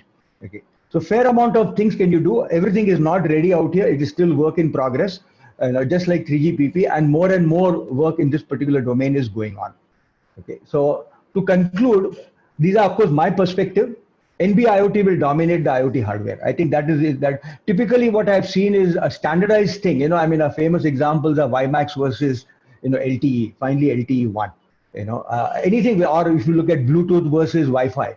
Of course, we use Bluetooth headphones and Bluetooth buds and all, but still, it is Wi-Fi which is dominating the world today. So a good standardized one, okay, with a proper interoperability thing built into it, is going to dominate. And this is my perspective, and from whatever scanning that I could do in terms of IoT hardware. One M2M will become the global default standard. I think there are too many powerful groups which are existing, and I think people will start adopting it, and that will make a yes. Locally, in a niche application, I can use various other standards like what Dr. Day talked about, co-op and others. I can do that. That is not a problem. So if I do it in my society or in my home, okay, or in my particular factory that I have, okay, and I want some IoT enabled automation to take place, I can use whatever I want. Eventually that will have to interoperate with something else. And if you use one M2M on both sides, interoperability is automatically taken care. One of the key message that I wanted to get through in this particular presentation, more so than NB-IoT or one M2M or whatever, is India needs to contribute to standards. I would really urge OCF to really start participating in standards committee meeting. I've been to some 1M2M. I think that time I was the sole participant. Of course, right now it has stopped because of the COVID-19 that is going around, but soon it will be over and we'll start again moving around. I think India is again start 3GPP also. If you look at, I'm going to make a bold statement. If there are 5 Indians out there are probably 95 Chinese. Okay, so somewhere we need to start participating and make our presence felt. We are a massive market. Okay, but I think we cannot simply survive on being a market and hoping that everybody will come to us because of a market. I think we need to start contributing to technology. There has been a very big success called LMLC. I'm sure many of you in this particular panel, as well as among the audience, would have heard of it. Low mobility, large cell. This is a contribution that came from India, and some of my colleagues in IEEE are very happy with it, saying that it's not applicable only to India. It will be applicable to many countries in Africa, Middle East, which have in some sense a similar kind of a situation where a certain geographical region within the country does not require 200, 500 kilometer speeds. The cells can be very large because the population is also not very dense, like say Bombay or Bangalore or Delhi. Okay, so in a sense, that's the first big success. I think we have now learned how to do things. It has worked. And my feeling is that we need more and more people, like people who are all part and members of OCF, to contribute to it. 3GPP, 1M2M. It's like another thing which is coming up. These are very early days and we can make a big dent into it, is quantum communication. Okay, it's a matter of time, and if not years, 2 years, but we need to think long term. We did not get onto the ship of standardization of quantum communication 5 years from now, when a lot of things would be in place. We should place our bets and get into the particular ship and start contributing and start debating and participating in the early days. Okay, we need to do a lot more on this particular front. I hope OCF will come forward and do a lot more on this. TSDSI is doing it.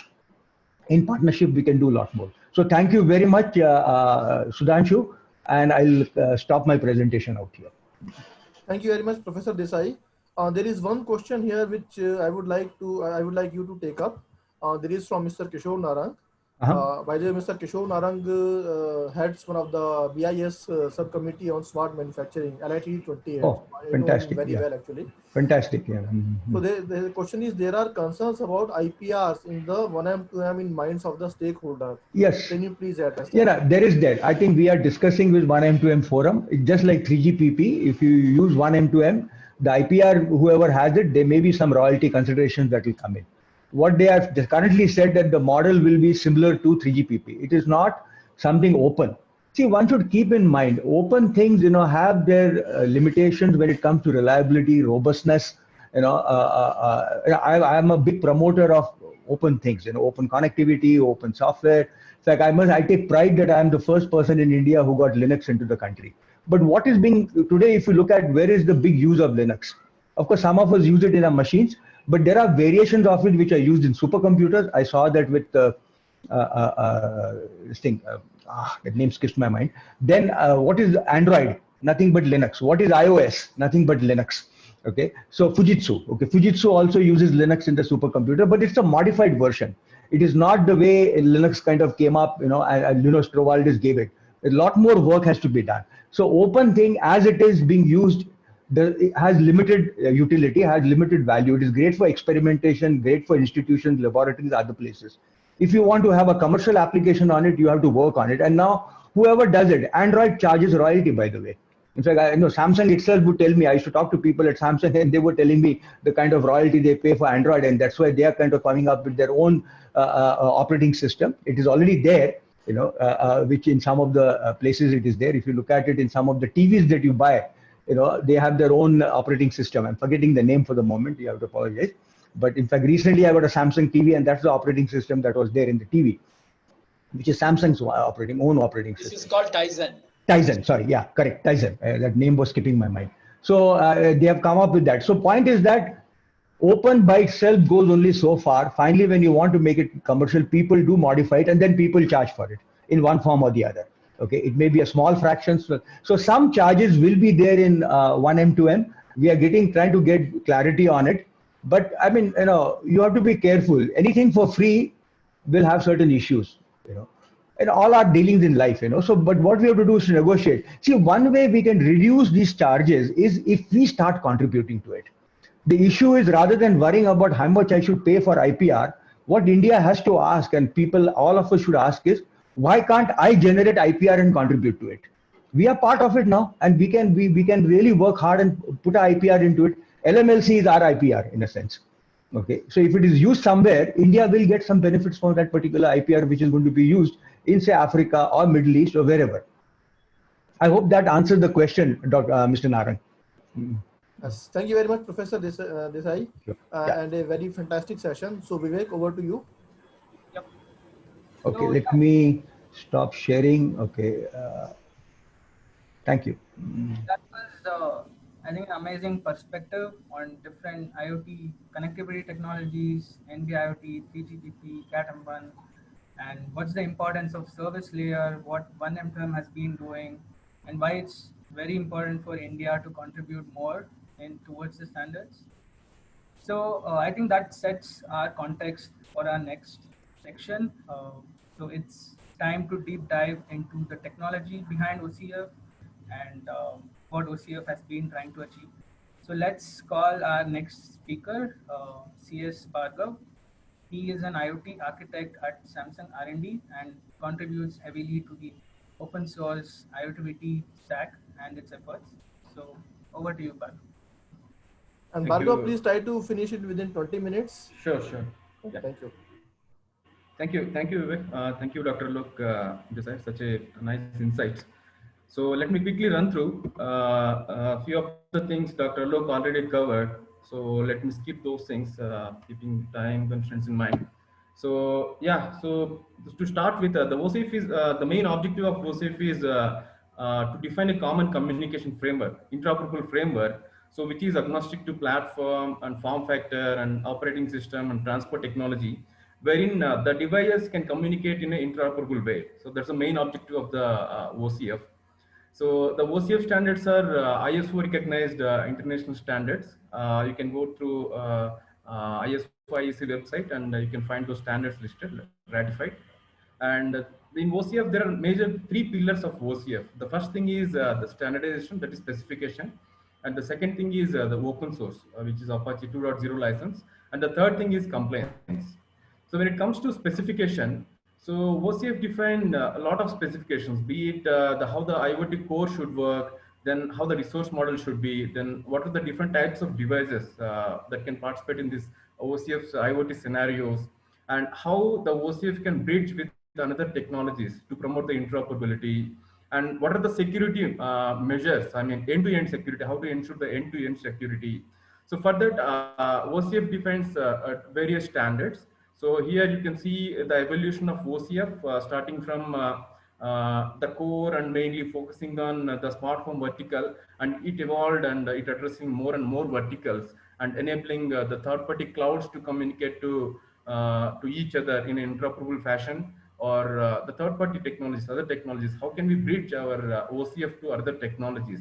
So that's what you can see in this the spec evolution. And the second pillar of OCF is IoTVT. So IoTVT is Apache 2.0 license. As you know, you can freely use it and modify it. You don't have to contribute back to the GitHub from where you got the code. So that's how it's very good opportunity to take it and experiment on your devices. So it is one of the best protocols to prototype your device, because you don't have any compulsion to contribute the code it back. And we have OCF has two different variants of IoT stack. The first thing is the IoT Classic, so which is typically meant for the high-end devices. So whereas you can find the API, C API and C++ API, and you can find some primitive services like easy setup. So how can you onboard the device to OCF cloud? And you can find like CoAP HTTP proxy. How can this CoAP will interoperate with the HTTP messages?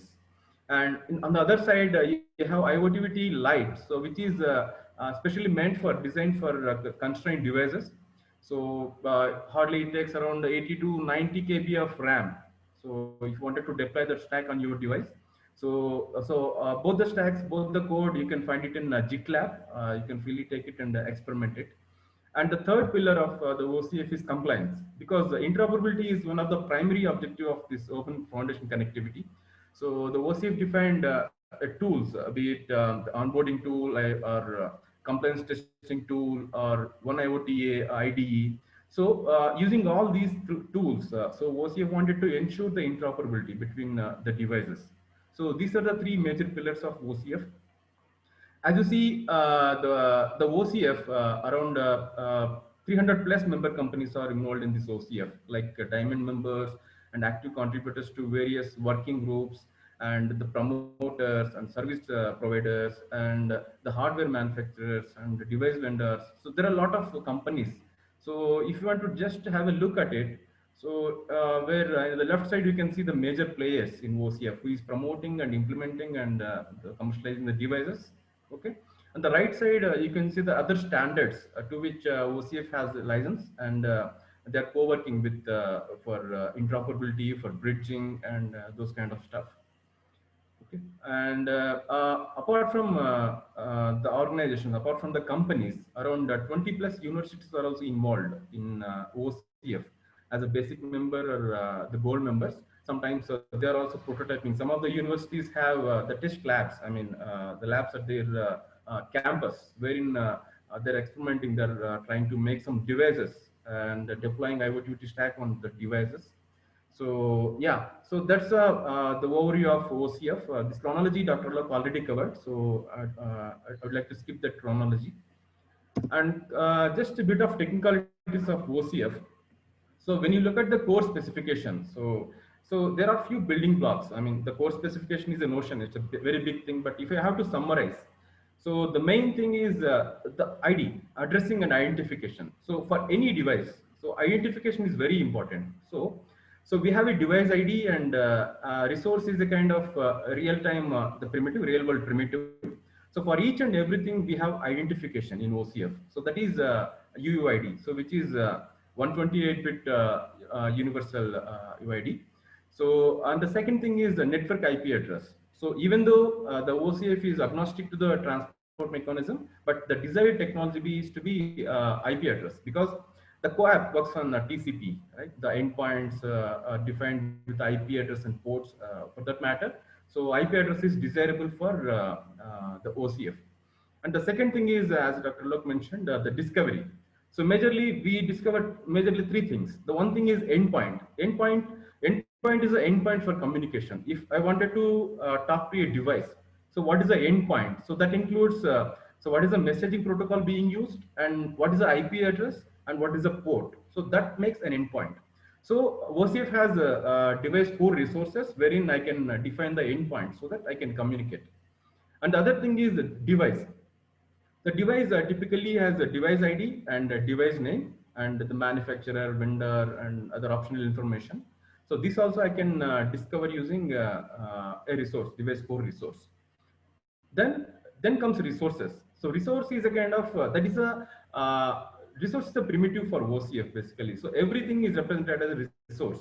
For example, light is a device. So what is the resource? Binary switch. It's a switch, right? So either it could be on, it could be off, or sometimes it could be brightness, or sometimes it could be color. So these kind of things are represented as resources. So there comes a resource model. So the resource model defines, so what are the resources, what are the device core resources, and what are the custom resources, and what are the resources which are specifically industry vertical, be it a smart home or health or industry or automotive. So how we define these resources? When we define these resources, how to establish the relation between these resources? For example, so some resource can be a collection of few things. For example, in easy setup is a resource. There, the Wi-Fi access point details and the device details and cloud details. So we wanted to have it as a collection. So that's a relation. So these kind of collections, this kind of links, all these things are represented using the resource model. Okay, so then the resource, each kind of resource is identified by a resource type. For example, if I have a refrigerator, so what are the resource types it could have? I have a AC, what are the resource type it could have? And each resource has certain properties. So properties in the sense, you can map in other protocols, you can map these properties with attributes basically. So attributes are nothing but key value pairs. For example, as an example, I took light. So light binary switch is the resource and on off state is the property. So that can take value 1 or 0. Okay, so briefly, that's about the resource model. And the other thing is CRUDN, as most of you are aware. So the CRUDN model is they basically create, retrieve, update, delete, and notify. So for RESTful communication, we use this CRUDN model, especially in case of CoAP, because the CoAP has additional feature, that is notification observer feature, which is not there in HTTP. Okay, so mostly the operations, the CRUDN is a framework which is used to manipulate the resources which are hosted by the server, mostly from the client device. So client device, typically you can see your smartphone, your wearable device, or any device which has man-machine interface is can be used as a client device. The dumb device, headless device, which doesn't have input-output capabilities, so those devices are can be deployed as OCF servers. Okay, so as you see, RESTful communication is used in OCF. So the RESTful communication is the first thing is the client-server architecture, and the second thing is each message should be independent. For example, if I send a request, that request should have all the information necessary to carry out the task. Okay, we cannot split that the content. So that is another trait of the RESTful communication. And the third trait of RESTful communication is server will not hold save the state of the client, because you request, get the response, there ends the matter. Okay, so that kind of communication is used, which really is helpful to handle these constrained devices, because constrained devices are devices which cannot have long sessions, we cannot have store all the states of the client. So keeping that in mind, so CRUDN is the very good deployment when it comes to IoT. And the second thing is security. So yeah, as you know, security is a backbone for OCF. As you can see, the five major the requirements, cyber security and the OCF IoT security requirements. So all these things are mapped with the OCF. So these requirements could be like how to hide the identity of the user, how to ensure data integrity over wire, or how to reduce the surfaces wherein the hacker can attack. So in all aspects, OCF complies to, OCF maps all these security features to these standard basic requirements. So in that aspect, that will show how secure the OCF is. So just to get into details, so when I have to onboard the device, so for example, I have a smartphone and I brought a AC or refrigerator. So I wanted to onboard that to OCF cloud. So how can I do that? So I don't have any display or input output capability in my washing machine. So there comes this easy setup. So what I do is my smartphone, so can onboard that device to cloud in a secured fashion. So that security can be achieved using the ownership transfer method, which could be JustWorks. That means JustWorks is a simple TLS session establishment, so with a pre-shared key. So this is used where relatively the risk is low. And the other thing is the pin sharing mechanism. So wherein the device can generate a random pin and can be shared over the out of band, and user can authenticate using that pin. So that is another mechanism. And the third mechanism is certificate authentication. A device can have a manufacturer certificate embedded in that the device. So wherein that public key can be used, and the signing, all those things are used to authenticate the device, whether it's the right device, authenticated device to use my services, cloud or not. And the second thing is the ACL permissions. Now ACL permissions stand at the application level. Now I have the resources. So this access control is setting about how can you use the resources, whether you are able to read or write or delete or create. So these kind of privileges are set by this ACL. So that is another kind of next level of security above this transport level security. When it comes to device connecting to cloud, so again, so there is a OAuth 2 authentication. So OAuth 2 means like for example the OAuth client requests for authentication, then it will get the grant, again it will share the grant, then it will get the access token. So that access token can be used as a key for the other devices to join the cloud. So that is the briefly about OAuth 2 identification. So here the client device, the mediated device will download the token from cloud, and it will provision that to the server. The server will use the same key to connect to the OCF cloud and get authenticated. And the other thing is client server certification. So while onboarding, the cloud will share the certificate to the client, that is a smartphone, and the client will push the certificate to provision the certificate to server, which there is a resource called SEC CRED. So that has this certificate. So when the device connects to the cloud, so they mutually authenticate each other. So whether the certificate is verified, they should have the same certificate for that matter. And over there, then when it comes to the matter of the communication between cloud and the device, so the manufacturer certificate, the public key is used to encrypt the messages, and the private key is used to decrypt the messages. So that makes OCF the security first, security first, and security as a backbone for this OCF standard. And the most of the devices we communicate, they work in a client server model.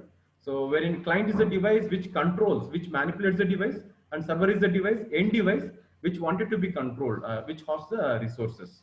So that's about the technicalities of the OCF. So when we have these technicalities, so how can I leverage these technicalities to build smart homes or smart buildings?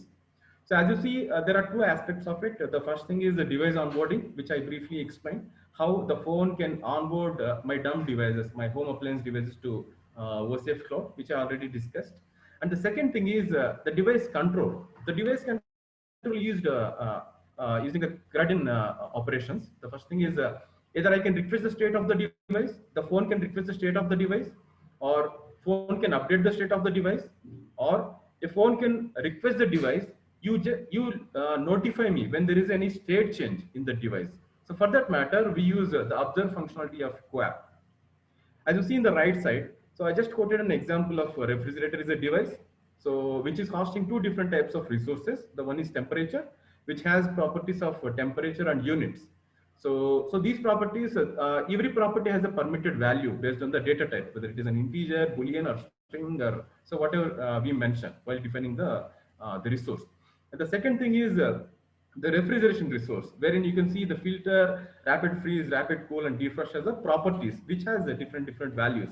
And in this scenario, my phone can request the refrigerator if there is any change in the state of the filter. Filter is a kind of the water filter. So in how many days we have to replace the water filter. So if there is any change in the water filter, you just let me know. So this kind of use case can be adapted to various things. For example, a smoke detector is there. You just let me know when there is a smoke, and fire alarm is there. So smoke detector can notify the fire alarm. Thereby, we can define the rules around all this resource model. So that's how the OCF powers smart homes and smart buildings. using the secured and open protocol. So coming back to when it comes to cloud interface, the main purpose of this OCF Universal Cloud Interface is again there are a lot of deployments. There are a lot of the clouds which they use own protocols, they use their own data models. So how can these two clouds communicate? There should be a common language. So that was the motivation behind OCF, motivation behind defining this UCF. So using UCF, so OCF defined the common cloud interface. So wherein the destination clouds opens the API, and the source cloud, so the origination cloud. So we'll have a connector wherein the API client is something which will convert the data model of the originating cloud to the target cloud, to the OCF UCI model. So and webhooks is the basically to get the notifications from the target cloud. So this is a broad architecture how two different heterogeneous clouds can communicate with each other using the universal API. And the mode of communication, the message protocol they use for communication is HTTPS, which is the global protocol. And there are three types of APIs, exposed and open connectivity UCI. So first thing is account linking. Again, the OAuth 2.0 is used for account linking because they do have two different user IDs, right? Two different user IDs, two different account servers. So they have to authenticate each other so that one can control another. So for that, there are account linking APIs and the device APIs. So once the account is linked, once the authentication is done and I am authorized to discover the devices and resources, so the other device can do that. For that, device API is there. And to register for the event, if there is any change in the resource state, so then just let me know the notification. For that, there are event API. So broadly, three types of APIs are there in the UCI. So here you can see in the diagram. So when it comes to smart home, because we are talking about the smart home. So now I have a device. You can see on the right side, device 2. So which belongs to the cloud 2 and which uses the protocol 2, IoT protocol 2 and message protocol different thing, right? So that device also can be controlled from this client 1. Okay, so this the left side you can see in the blue is a different ecosystem, right side you can see is a different ecosystem, but this OCF UCI is establishing a interoperable communication between these two devices, wherein I can use any controller to control my devices. I can use my controller to other vendor devices. So that's a very good what do you say, end user experience, because so he can buy devices of his own choice and he can connect to clouds of his own choice. So that's about cloud to cloud communication. And so yeah, there is the technicalities coming to certification, this membership.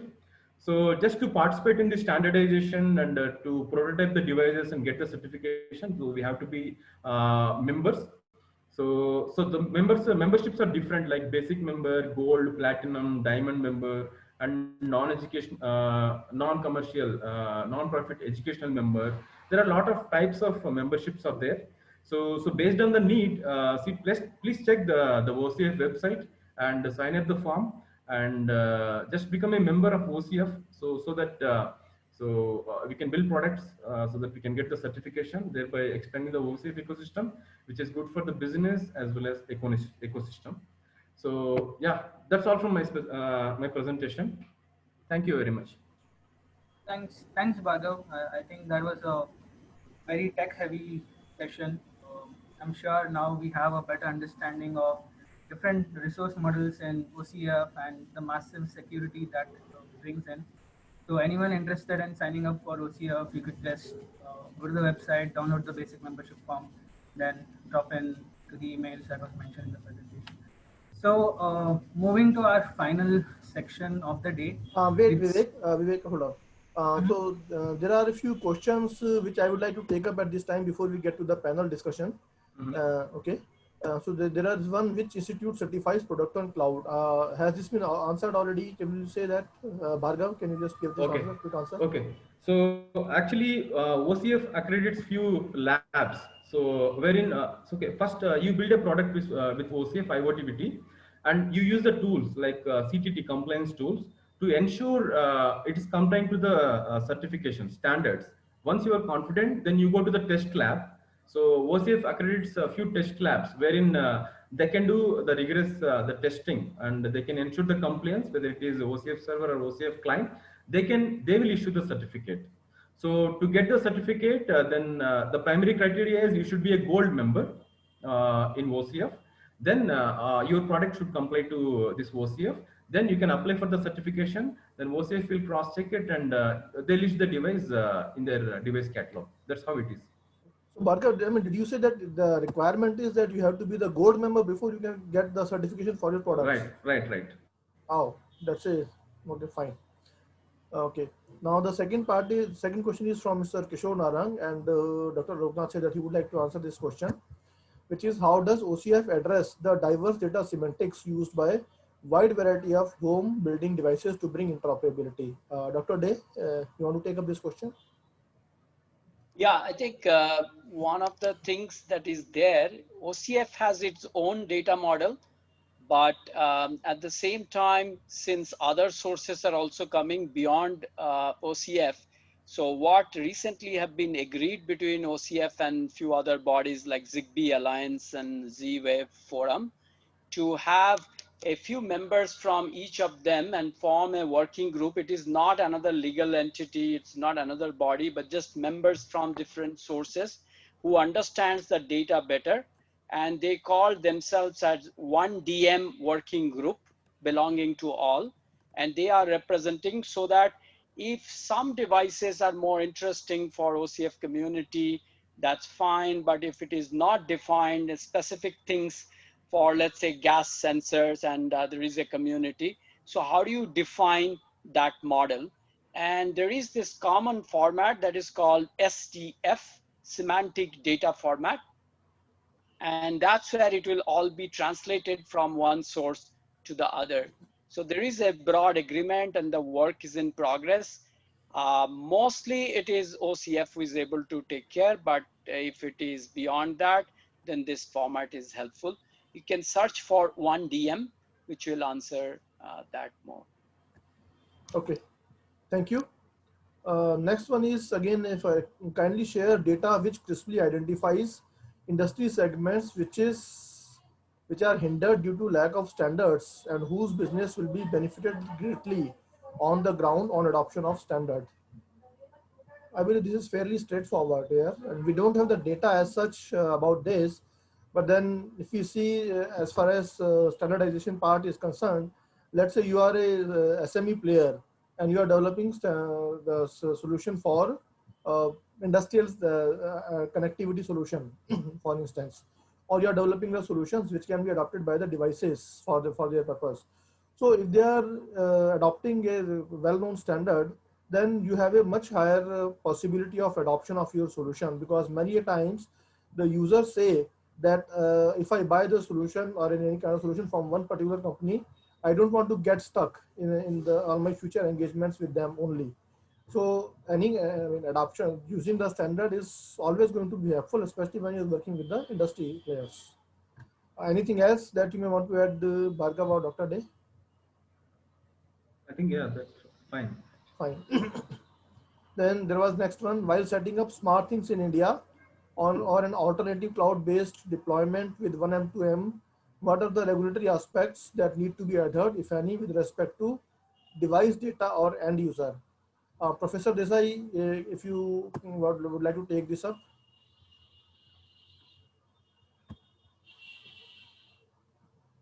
Professor Desai? One second. Sorry, I missed the question. Let me repeat this. You can also see the Q&A block there. Yeah, this video is not starting. Okay. Okay. Something went into it. Yeah. Okay. What was the question? If you can just repeat that. Yes. While setting up smart things in India or an alternate cloud-based deployment with 1M2M, what are the regulatory aspects that need to be? I saw that question in the thing. I think, I don't have a very kind of a clear answer on that particular part. I think currently, in principle, there are no major regulatory hurdles as far as I can see out here. But yes, if you are looking at a smart city, you will have to comply with the municipal corporation, with the water board, with the electricity board, etc., etc. They will have their own kind of things in it, because if you're going to put certain, it's like energy meters. If you're going to put cannot come and put it. We will have to get some kind of an approval from the electricity board. Okay, so that's what I would say. Those are the regulatory aspects. I think regulatory aspects may be a lot less to do with the kind of technologies you deploy. You just have to conform to whatever old standard. Unfortunately, those standards are old. So if you ask me, I think if you're looking at examples, say, just as an example of energy meters, people who are into standardization and regulatory and technology aspects should work with the electricity board to say that, look, this is what is going to come, please approve them. So that, every time a smart meter with a different IoT or a different software comes in, they should not start complaining. Finally, of course, there are many electricity boards today that are private. If you go to, for example, Bombay, many parts of Bombay get supply from Adani. Okay, so if that's the case, then all you got to do is tell Adani, and Adani will then talk to the electricity board and make sure that it is taken care. So I would say the regulatory authority on these aspects are a lot less to do with the technology that we use, but a lot to do with the existing organization and structures that India has had, and they still have old practices. So we have to educate them in a sense. Thank you very much, Professor Desai. And there is last question which we can take at this point of time. Can we bring devices like Philips Hue to OCF Cloud? Bhargava, you can take this one. Yeah. So actually, Philips Hue is based on Zigbee 3.0. So they typically use ZCL data model. So that can be connected to OCF Cloud using the C2C, as I explained. So just for information, the Philips Hue can already connect to our SmartLink slide using a schema connector. So it's a kind of C2C scenario. Okay. Thanks, Bhargava. Vivek, over to you. I think it was a very interactive Q&A session as well. So moving to our final section for today, we have a power-packed panel discussion among different IoT leaders. So if there are any questions for the panel, again, drop in your queries in the Q&A section and it will be taken up towards the end of the discussion. So yeah, again, I'd like to call Mr. Sudhanshu Mittal. He is the director and head of NASCOM COE Gurugram, and also the president of OCF India Forum, and he's been really supportive since the beginning of OCF India Forum to drive the initiative. So yep, over to you and other speakers. Thank you very much, Vivek. So now we have the final panel discussion, and let me introduce the panelists. So Mr. Rajaraman from GRL. GRL is one of the key players in the OCF in India, and they are into the certification of OCF devices and also testing. GRL is a big name into the testing and certification area. They have a large presence in India and also outside India. Subsequently, next one we have is Professor Dr. Tanya Singh. Dr. Tanya, if you can just switch on your video, please. Dr. Tanya is a professor in MIT University, and she is extremely active into the standardization activity. She has been part of the LITD 27 body, which has been doing the standard development for IoT and smart devices, and also LITD 30 and other activities. So she is one of the few academics that I have found who are active into the standardization, and then we'll ask her to share her views on how academics see the standardization activity. Mr. Shiva Kumar, Mr. Shiva, if you can just switch on your video, please. Mr. Shiva is co-founder of Xtrans. He is based in US. And Shiva, thank you very much for being with us at this time of night for you. I mean, it's a pretty late Friday night for you. So thank you very much for being with us. And last is Mr. Vinosh James from Qualcomm. Thank you very much, Vinosh, for being part of the session.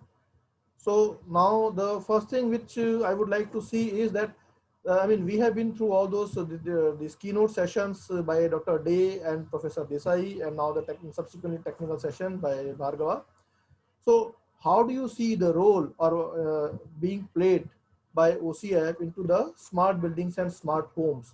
You all belong to different categories of industry, and you have your own different perspective onto that. So if we can have some 3 minutes response from each one of you. So maybe we can start with you, Mr. Rajaraman. That how do you see the OCF playing a role with the smart device, smart buildings and smart homes? And also, I mean, when you say smart homes, then the home cannot be smart without devices. So whatever it takes to touch upon the devices, please take up that part also. Yeah, sure. Okay, today actually a very power-packed day, and then we got a lot of information from the other speakers today. Having worked with various standards over past 20 plus years, I have seen how the standard adoption rate rise or fall.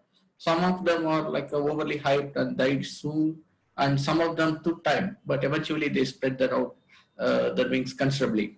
I see a value in any standard by looking at a couple of things. And first and foremost is the user experience, how it solves the real user problem and make their life easy. That's the first one. And definitely here OCF plays a very good role, and OCS focus more on the user experience. You have a full complete end-to-end integration here. Starting from sensor level to the cloud to cloud communication, everything is seamlessly, it is addressed. As Bhargava told, like every piece is addressed in OCF. So definitely like a OCF is like a good one at this user experience level. And second thing is ecosystem. And when we consider standard, who are all the market leaders there and how are they contributing to the standard? That's next thing we need to look at. Mr. Rajaraman, I'm sorry for interruption, but Yeah. Since you are coming from GRL, I would like you to take the perspective of certification part. That Yes. How easy it is to get the certification done, and why should the developers develop devices using the OCF? Yeah, definitely. Okay, that is like the third one. Third part is like a certification and interoperability. Basically, like interoperability is also key in the entire ecosystem. And then how the standard makes sure that devices are interoperable, that is very important. OCF, that it scores very good. It has a very good compliance program, and it's structured a very good certification programs. That is also an important thing you should consider in the overall thing. So all these things are the OCF brings to the table in the smart home area. Definitely, it adds value, a lot of value here. Okay, thank you very much, Raja.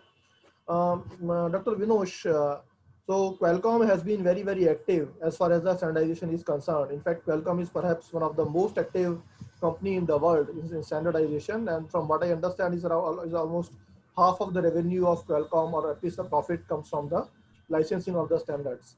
So when we look at the OCI, which is an open standard, how do you see Qualcomm promoting it, this OCF, and what role they expect OCF to play in the roadmap for the Qualcomm?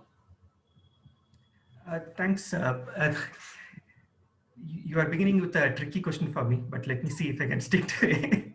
So Qualcomm approach to technology, I would say it's more of a consumer-centric approach, right? So OCF perfectly fits into that framework, right? So it's like, okay, you have a technology, and then how do I actually ensure that, this gets market adoption?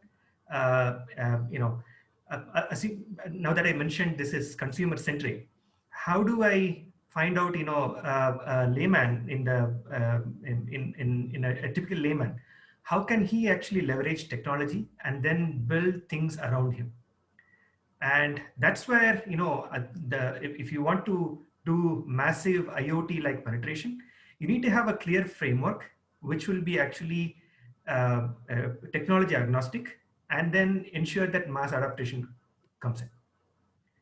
That's where OCF actually fits in, right? So this is not about revenue, but this is about how to actually align the ecosystem or building an ecosystem around things which are already in there, and ensuring that a consumer-centric approach to technology and standards is put in place so that mass promulgation is done.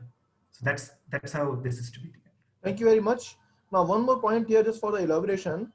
From my experience, what I have seen is that most of the time multinationals who are very active into the standardization activities, somehow their India entities are not there into the standardization.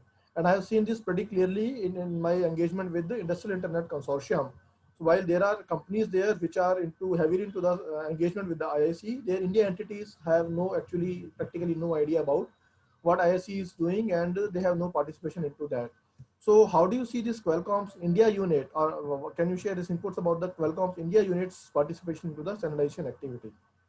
I believe Qualcomm is different from them, but I would like to hear from you as to how it is different.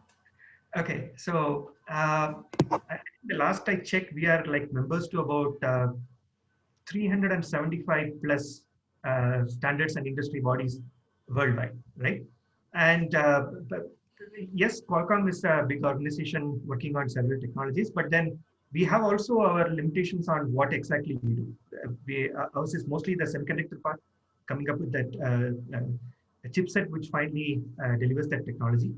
And then in ensuring that we work with the ecosystem in actually supporting them. So some of those aspects which you are mentioning in here, they don't impact the semiconductor directly, but in the way it is actually leveraged by the industry. So we may not participate in those organizations directly, but then there are entities we work with who get benefited directly because of those engagements. And we work with them more like a back office engagement and putting them in the front end so they clearly know that this is what is they are dealing with. So yes, we have a direct engagement in several places like TGPP, OCF, Konamto, and other places. But we also have a huge back office which supports mainly our the OEMs who we work with and the technology providers who actually leverage our solutions and then help them participate in those entities. Yes, thank you very much. Actually, I am very much aware of that because Qualcomm is our partner, and we participate actively with them in the Qualcomm Design India Challenge, where they work with the startups, and many of our startups are part of the QDIC. So we know that how Qualcomm works with the technology providers to promote the standardization. So thank you very much for that. Mr. Shiva, so maybe you can share your views. You are from the solution development part. Maybe you can share your views about OCF and how it is promoting the smart building and smart home part, and what role you are playing into that. You need to unmute yourself. Please unmute. I'm sorry. Yeah. So thank you, Mr. Mittal, for the great questions, and thank you everyone for giving us an opportunity. Today I learned a lot, during this last 20 minutes. It's still worth spending my evening time here. I learned a lot, though I was involved in the OCF for last 3 years, but learned a lot. And congratulations to all the OCF team, for doing an incredible job. 450 members, approved from the BIS and the TSDSI. I think that's definitely incredible job what you have been put. So in terms of, what I see, definitely the OCF is touching on the hardware level. I mean, where I come from that, actually we developed a hardware model where you can connect any kind of a sensor and connect it to the cloud through, whatever connectivity you have got. Dr. Desai touched upon the NB-IoT. I fully endorse that. NB-IoT is the one which we work with the Ericsson company over here, and they're very focusing on that. Because of this pandemic, it got slowed down. So when it comes to the, particular to the OCF implementations, we did implementations, like Dr. Day mentioned last year during the open source meet. So we did implemented the OCF and learned a lot, but now it is a different, version we have. So one thing I would strongly recommend, or rather, what I would see is a great solution, by the way, because whenever you have an IoT, everyone thinks if you talk to any cloud company or any data science company, they don't even know what is happening on the hardware level. They talk only about on the cloud side. Oh, no, this is a good cloud I have got. I want to implement a MQTT, HTTP, CoAP, whatever protocol you get it, I will implement it and show a nice visualization. But OCF today, the smart homes and the building, it is really, really the real IoT systems, So coming from my implementation plan, what I learned is it's great, have a client server model. CS Bhargav has explained very nicely different models, how we can get an authentication. But our experience, what it says is that you need to touch upon a little 2 or 3 layers below, in the sense, because all the hardware, like Dr. Desai touched upon this NB IoT, where, you have got a Linux versions, so Linux versions of hardware, different kind of different operating systems, version of Linux. Of course, everybody is taking the Linux and making it into a different version of their own operating system or own thing for the Internet of Things. So one thing what OCF I would like to see is that how do we integrate with the low level of software? You know, for example, my implementations today, Python is a very strong one, right? I'll just touch upon very practical here. Python is a very strong knowledge to connect any of my I2C, UART, or your GPIO devices, right? I connect to the hardware. Now, if I want to connect to any OCF, even cloud to cloud, what you're talking, I had to go through the channel of a C++ model in the OCF. I had to get that on my model, a client and server, and push the data through that, you know. That's actually, as an hardware developer, you know, it's becoming a little challenging for us. So now, if as an OCF committee, if they can somehow, you know, see that, you know, they can ease in the method so that many vendors will love to have this, you know, because I know all the hardware, there are about 100 plus ARM enabled devices, they're coming out, including the Samsung, what they have mentioned it here. So if we can touch upon and, you know, fine tune on the low end, that's definitely, it will be a great helpful for the developer like us, so that we can really straight away we can do that. We don't have to do any modifications or anything on that, you know. And on the other side, on the cloud side, yes, definitely, you know, all these visualization we need to add up, because there are a lot of commercial cloud, they are competing with each other. Amazon Web Services, Microsoft, or IBM, Bluemix, certain extent they were there. So if we can get us some nice visualizations for the developer, we could be able to see that, you know. So these are the two aspects I would recommend, you know, probably we can talk about in more detail. Thank you very much, Mr. Shiva. Dr. Tanya, so you are one of those academics that I have seen, rare ones actually, actively engaged into the standardization activity. So what do you think, can you share your views about how do the academics see the participation into their own participation into the standardization activity, or how they see in general the standardization part? Yeah, thank you so much, sir. Am I audible? Yes. Yeah, thank you. First, I would like to thank all for enlightening us, Professor Day, Uday, and Professor Loknath Day, and CS Bhargavaji, and as well as Shiv Kumar, Dr. Vinosh, Rajaraman B, and Sudhanshu sir, yourself too, to let us understand and bring everyone at a common platform, right from the technology behind it, and then the certifications and the other open platforms that is important. In India, what is the problem that I faced while we were doing standardization was first, the concept of standardization is not very clear. And we had been exposed in Amity University to standardization right from 2003, right, thanks to our Chancellor sir and our founder president sir, but we were a consumer. As definitely has been promulgated by Professor Uday and Professor Aloknath Dey, we would definitely like to go, India should move ahead in academia. They should be proposing some standards, and India should move ahead in this global platform. The second thing which I feel in academia and industry in India, they are working in silos. They are not working together. And this is the biggest problem, that until and unless the industry give us the problems, exactly what are the problems, even the students, even we discuss those problems with the students are sometimes able to understand and sometimes they are not able to understand. To groom our students in the correct way, it is very important that we should be having, these test beds are there in IIT with the topmost companies are investing over there. But in the most of the private universities or B-tier universities, where in Greater Noida or any of the suburb areas where we do have talented students and the students really want to learn, we can set up small virtual labs or test beds which is approachable in the university, so that the students can come up with the research ideas and they can test it. Our center of excellence is also will be quietly required. And definitely when we are working on some product, testing it, we are finding all the, we are having the proper sandboxes with us, and we are going to find the proper APIs and the semantic web technologies and everything coming together.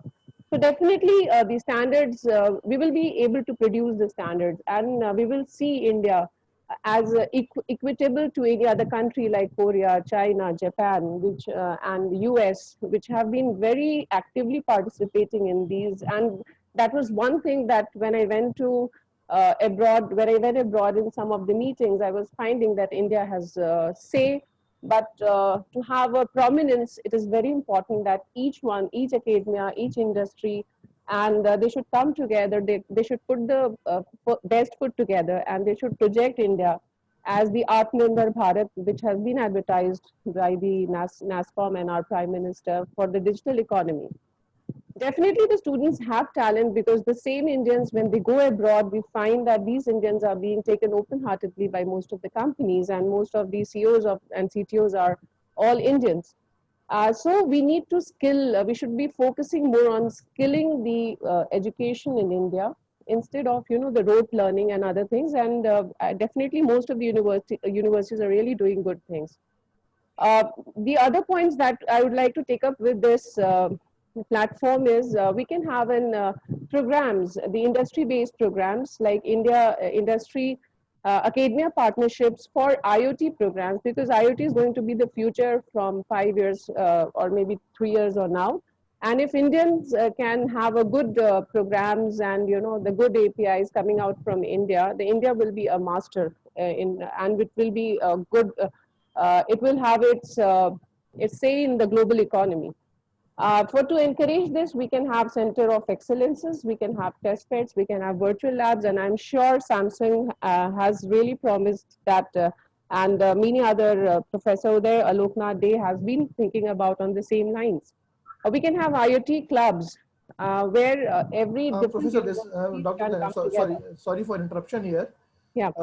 Actually, the problem of India not being able to participate much into the standardization is not just the academic part that you're talking about.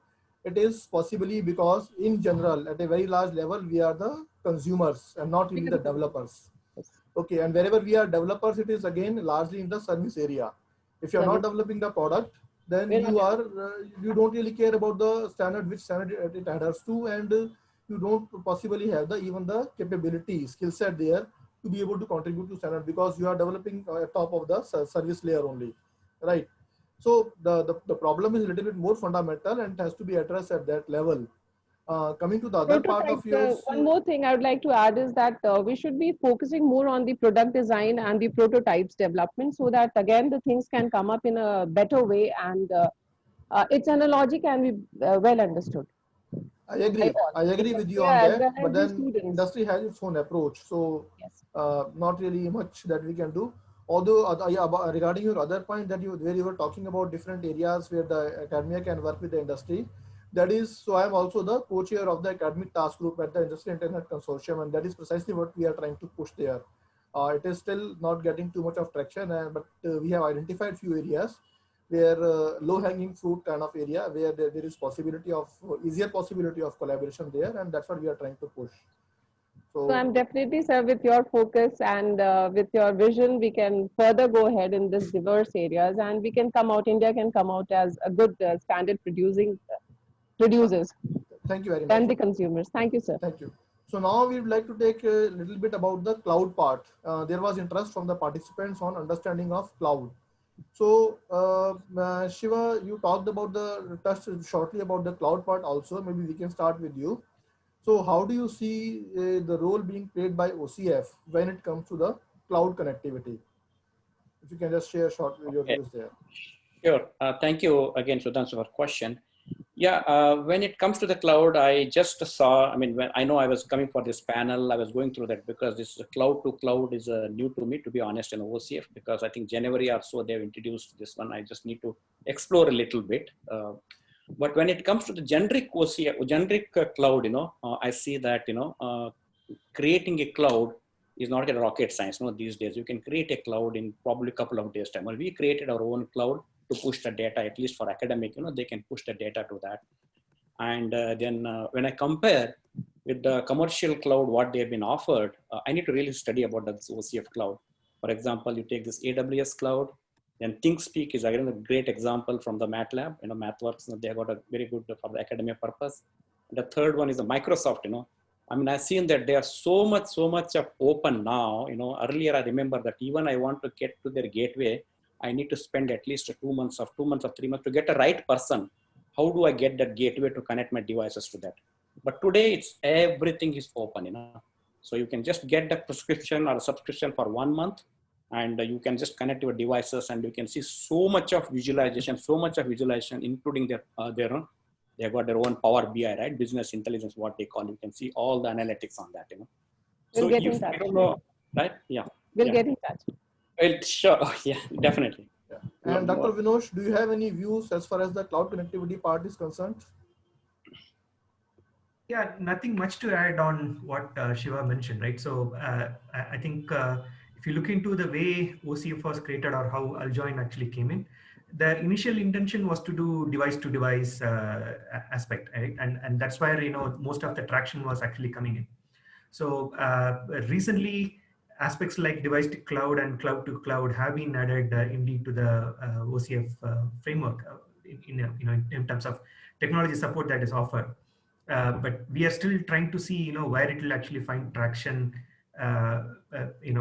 provided OCF already offers several interfaces to other technologies. So yes, the technology is complete, the standard is complete or almost complete. Who is going to leverage and where we'll start seeing it? That's where the question resides. Okay, thank you. Dada, do you have any view to share as far as the universal cloud interface of the OCF is concerned? Yeah, definitely. Like the universal OCF cloud adds a lot of value here, and then the cloud certification is a new one actually compared to other standard that is like a first OCF started, and it'll add it'll make the device implementers like the pain it'll take out a lot. And to answer Siva's question previously about OCF also having not only just a C++ implementation, there is also one JavaScript implementation is there. So as you know, like we were also like customizing some of the OCF devices. Probably like I didn't remember right now what is the stack we have used, but there is one JavaScript based stack is also there. That's one additional information I want to give it to Shiva. Yeah. Yeah. Thank you. We just implemented the Intel implementations. Intel had an implementation on the OCF, and we used that one. But Yeah, sure. Okay, that is very promising. Actually, it may not be like a fully updated, but it's very promising. Okay. Thank you. Bhargava, so can you share this understanding about cloud? You are a technical architect from Samsung. So if you can just share your knowledge about the cloud and universal cloud interface of OCF. Yeah. So typically, normally, whenever we say it's an IoT cloud, so they have a protocol stack, maybe protocol and semantics for their own protocol, and they have a messaging protocol, so to communicate between two devices, and they have a data model. So these are the three aspects primarily for in IoT cloud. So if you see broadly. So now OCF UCE is trying to bridge this gap, because when you have two different data models, when you have two different accounts, we have our own account servers, right? And when you have two different protocols, so how can we bridge the gap? So that's why they opened the universal cloud interface, which is an open API. So the first level of API is to get the authentication using the OAuth. So wherein we have two different account servers. So one account is getting authenticated with another account server. So that is the first part. Once these two clouds are mutually agreed, I mean mutually authenticated each other, then one cloud can communicate to another cloud. So now there are two parts of it. There is a device which wants to control. For example, let me take an example of the smartphone and TV. And cloud A has a smartphone and cloud B has a TV. These two devices are talking to different languages. So now, so how can I achieve the interoperability through clouds?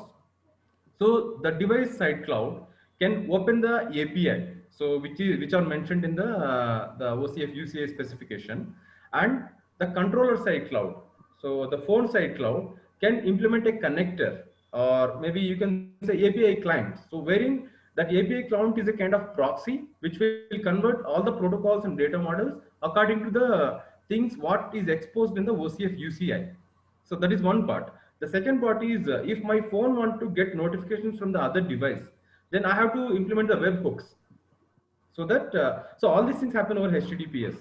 So when I implement the webhooks, so all the notifications will come from other device to my cloud.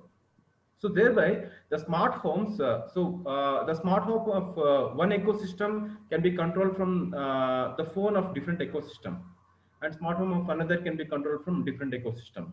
So just to be focused on the smart home, so that, but the use cases can vary. It can based on the different verticals. It can extend to various verticals. So that's what I can say. Thank you. So I have some, one more area which I would, since we have time, I would like to take up, which is about the security capability of the OCF. But before that, we can take few questions. So let us go through those questions which are there. There is a question that having devices to be IP enabled may not be feasible in all uses. Would like the view from OCF on this. And second is that client server model seems to have been preferred over the public server model. Can OCF shed light on the reasoning behind that? So can who can take it up? Bhargav, you would like to take it up? Or, Yeah. So there are two questions in it. So the first question is about the IP capability. Yes. So the traditionally IP protocol traditionally worked on the Wi-Fi networks and Ethernet and maybe mobile networks. But as you see now, the constrained devices also adding IP capability. For instance, using 6LoWPAN. So the 6LoWPAN enables 802.15.4 devices or BLE devices to speak this IP language. Okay, so that is one part. So in that context, the device also the constrained device also can come talk over IP. So that is first part. And just to add to this point, so OCF is currently working on the proxy. That's because this is a particular case wherein I have a BLE device and I have capability, IP capability. So because I am using the 6LoWPAN, but still I don't have the power to communicate to the cloud directly. So in that case, so I need a proxy within a home. So that cloud proxy currently the OCF is discussing and working on the cloud proxy. So that is first part. And the second part is the client server architecture. Yeah. So typically in IoT scenario, we can see two things. One is the request response kind of operations, which is very good for one-to-one communication. If you see the communication one-to-one, one-to-many, and many-to-many. So, but if you see the publish subscribe, the kind of operation, so publish subscribe, the two devices communicating, they don't know each other because there is a broker sitting in between and they communicate over a topic. Because suppose I am interested in one topic, then I can subscribe for the topic. So whoever publishes on the topic, I will get a notification. So thereby it enables many to many and many to one communication. But typically in a smart home scenario, so what we do is we turn on the TV, we control the brightness, or maybe we wanted to get notification from a the smoke sensor. So mostly in smart home scenario, it's a kind of one-to-one communication, but sometimes it's one-to-many communication, wherein I wanted to turn on all the lights at a time. So one-to-one communication, this client server and the RESTful model is very useful, very beneficial for this one-to-one communication, wherein many-to-many PubSub has a little advantage. Okay, thank you. Hope I answered your question. Yes, thank you. For other panelists also, if there is any question where you would like to add something, then please feel free to jump in. Any comments on this question? Yeah, please. Yeah, so there was one question on 1M2M coexisting with other standards. Yes. Maybe I'll just briefly touch upon the existence of bridges within OCF, right? So OCF has established bridges to multiple technologies, things like Aljoin, BLE, Notion, 1M2M to be very specific, U+, Zigbee, Z-Wave. So those things have been in existence, and that's sort of what gives us the comfort that ecosystem is going to be indeed built around OCF, right? So that's one key thing which we want to. And these bridges, they can be either asymmetric, where it's only supporting the interaction initiated in a single direction, or it can be symmetric, right? The interactions can be in both the directions. Specifically, since there was interest in 1M2M, for 1M2M bridging, the focus is on exposing OCF devices to the 1M2M ecosystem. 1M2M bridge is, in that sense, a asymmetric client bridge, as the bridge works as a virtual OCF client to OCF servers and then expose the information as 1M2M servers. So the what is needed in place already exists. It's about what technology you love or like, and then how do you actually make it to scale. That's where the question will actually reside. Okay, thank you very much. The next question is any roadmap to bring comprehensive harmonization with the LITD 28 standard? So I expect that Bhargav, you will have to take it up again. Uh, I don't know. At least from my understanding right now, we are not that much focused on the specific subcommittees of BIS. And LID 28 is focused on the smart manufacturing. So as of now, as per my understanding, OCF is focused on the smart buildings and smart home scenarios. The industrialization part is yet to come. That's what I understand. Bhargav, you may want to add that. You are on mute. Bhargav, please unmute. You answered the questions, Sudhanshu, Okay, already Thank covered. you. Fine. Yeah. I believe this other question from Mahesh and Janappa that does OCF collaborate with other standard organizations has already been addressed. We collaborate with multiple standard organizations, so that is also addressed. LITD, okay, is on smart infrastructure. Okay, fine. LITD 28 is on smart infrastructure. Bhargav, so you want to add something into that? To add to this? No, he says actually my understanding was perhaps incorrect. I thought LITD 28 is focused on smart manufacturing, but it's focused on smart infrastructure. Okay. So again, the same question that when it comes to the interoperability or what should I say, harmonization with the smart infrastructure, then how does that gel with the plans of OCF? Honestly, LIT 28 not a pretty good idea to comment on these things. Probably I can take this offline, or maybe if somebody would like to volunteer to answer this question, they can take it. Dr. Day, would you like to volunteer to address this? I think you, even though you said it is smart manufacturing and it is about smart infrastructure, and I have had a discussion with Mr. Kishore Narang earlier, and I understand his effort into that direction. It's just that OCF currently has smart home and building, and we have not been able to reach to that point, but we would love to now initiate that dialogue and see it if we can converge more now that we are talking to BIS and ISO more. But our focus has been a little bit more making sure that the OCF gets adopted and what are the issues around it. So we'll take it up separately and discuss a bit more how we can participate in LITD 28. Okay, thank you, Dr. Day. There is one more about the certification requirement for selling IoT hardware devices which are communicating with the sensors via RF and with cloud and the GSM. So this question becomes a little bit of orthogonal to the today's session because it's a generic session. But I believe that as far as the OCF certification part is concerned, that has already been covered by Bhargav earlier as to what are different agencies and what are the requirements for going through for getting the certification part. Then Raja can add few points on this probably. Raja, do you want to add something? Okay, actually this is a very broad question.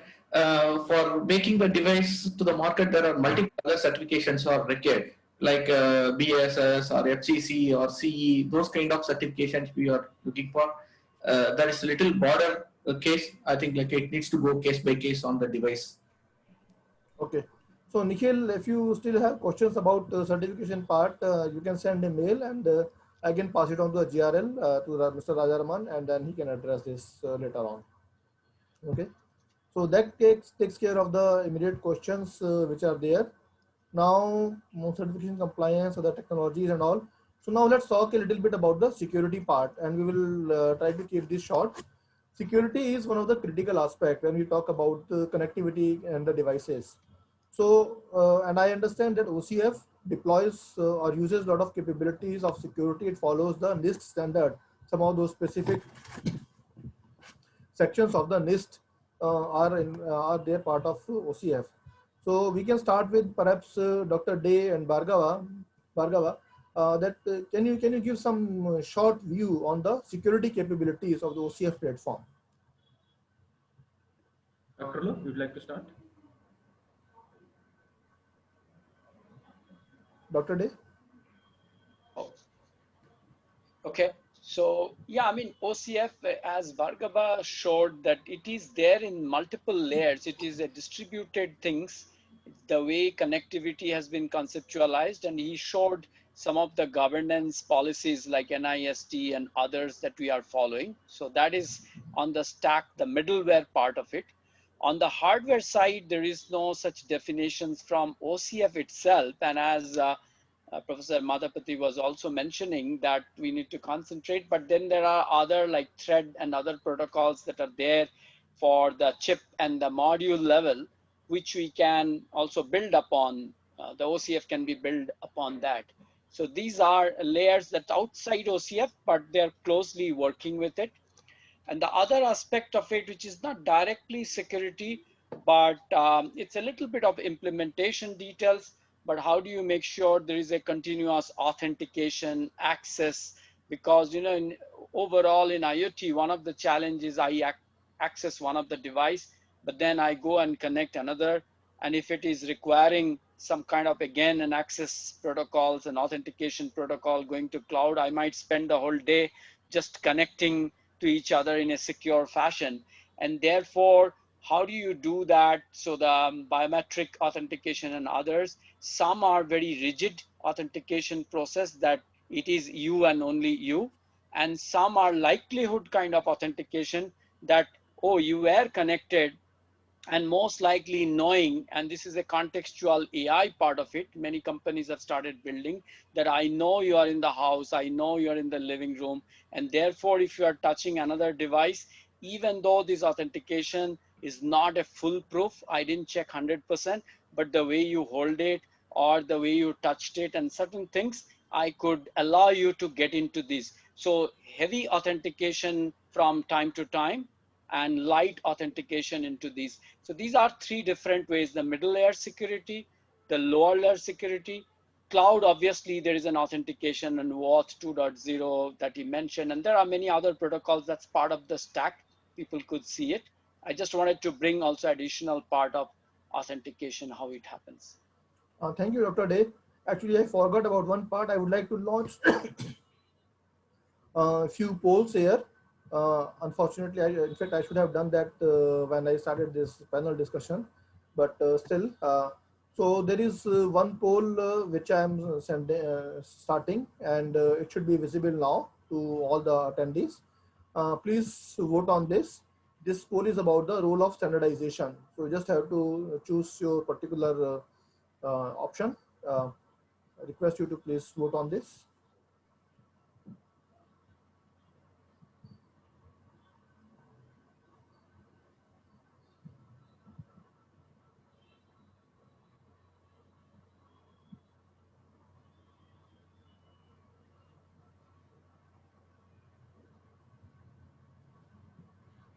It's not possible to vote. It doesn't click. No, it is not enabled for the attendees, so for the panelists. Okay. So are you able to see the results? Yeah, I saw it. I saw it. Yeah.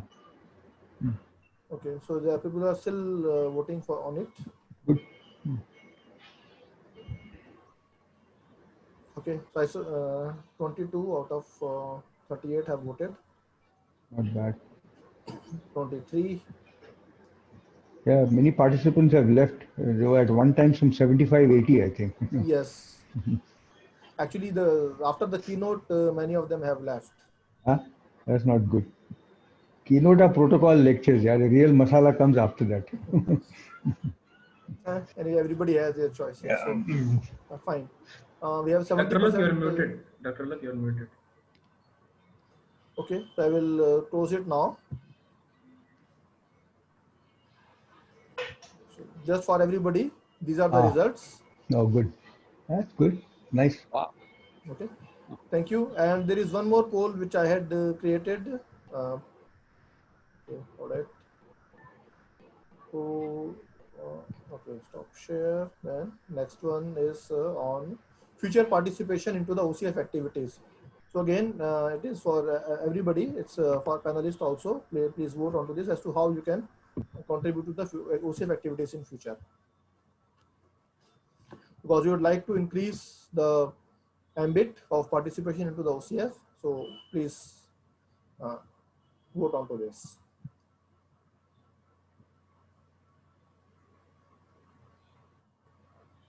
This one has been open to the panelists also.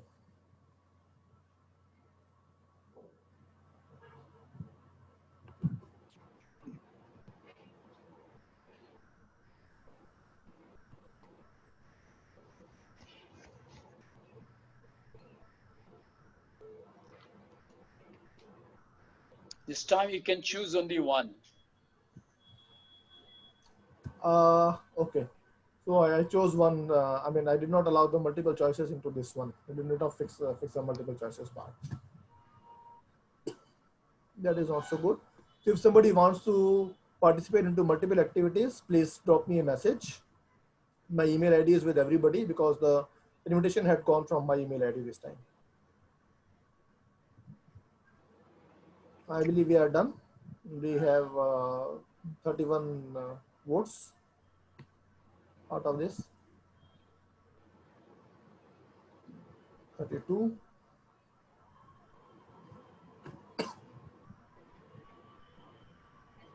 Thank you. Can I ask everyone to be online so that I can take a photograph? So these are the results of this poll. Okay. Quite balanced one. This is Dr. good. Alok? Yes. Can you just open your camera, Shantanu?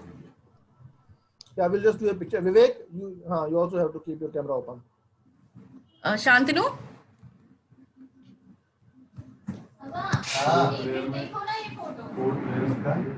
Shantanu is not at his desk. Kolo, take the photos, Sonia. Yes, boss. I've taken it. Okay, fine. Thank you. Good. Thank you. So, continuing with the security part, we have few more minutes. So perhaps we can spend another 5 odd minutes into the security part. Are there any other comments or inputs that anybody would like to share about the security capabilities and the challenges which are there when we talk about the connected devices challenges in terms of security? Dr. Tanya, do you have anything to add into that area? I mean, you work on different standards, but anything you would like to share on this? Yes. We have been doing research a lot in the security part for the Internet of Things as well. And we have understood that we are mostly working on the device layers and the device layers and the hardware's part. Definitely, we need to have a complete solution given to the market where for every layer, for the APIs and the semantic web, we have to look into when we are talking about interoperability, then we have to look into all these aspects. And we have been proposing certain overall what we can go for the security of the IoT systems.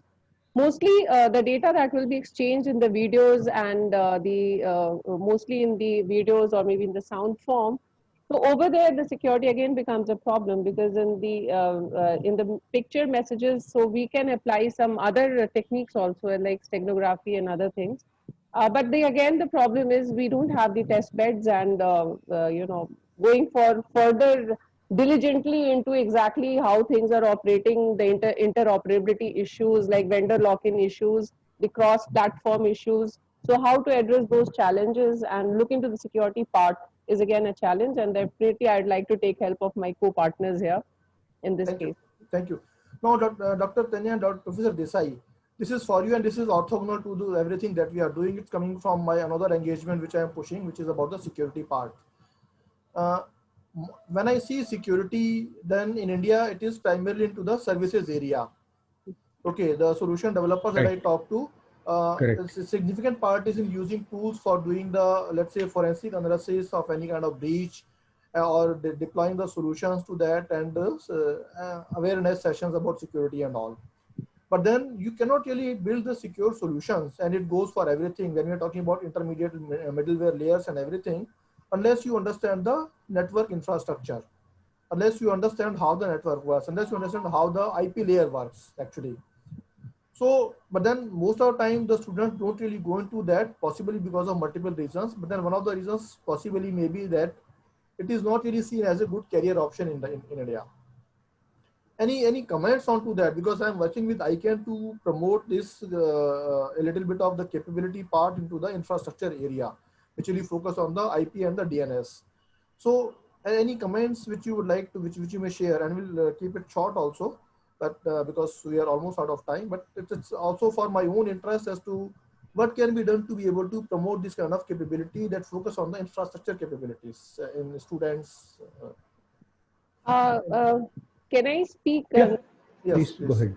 Before, like my No, go ahead. Go ahead. yeah. When we design any of the courses on Internet of Things or cloud security or cyber security or information security, we are again struck with the propriety issues.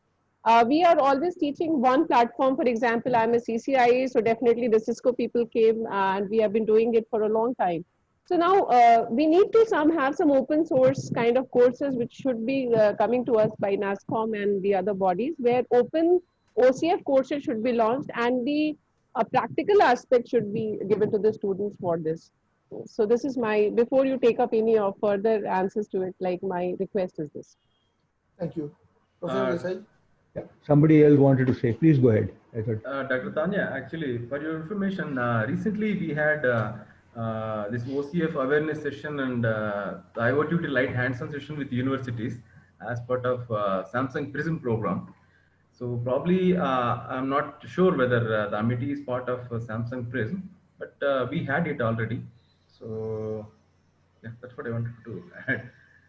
Thank you, Bhargav. Yeah, if needed, we can reorganize if the students are showing interest through the OCF forum.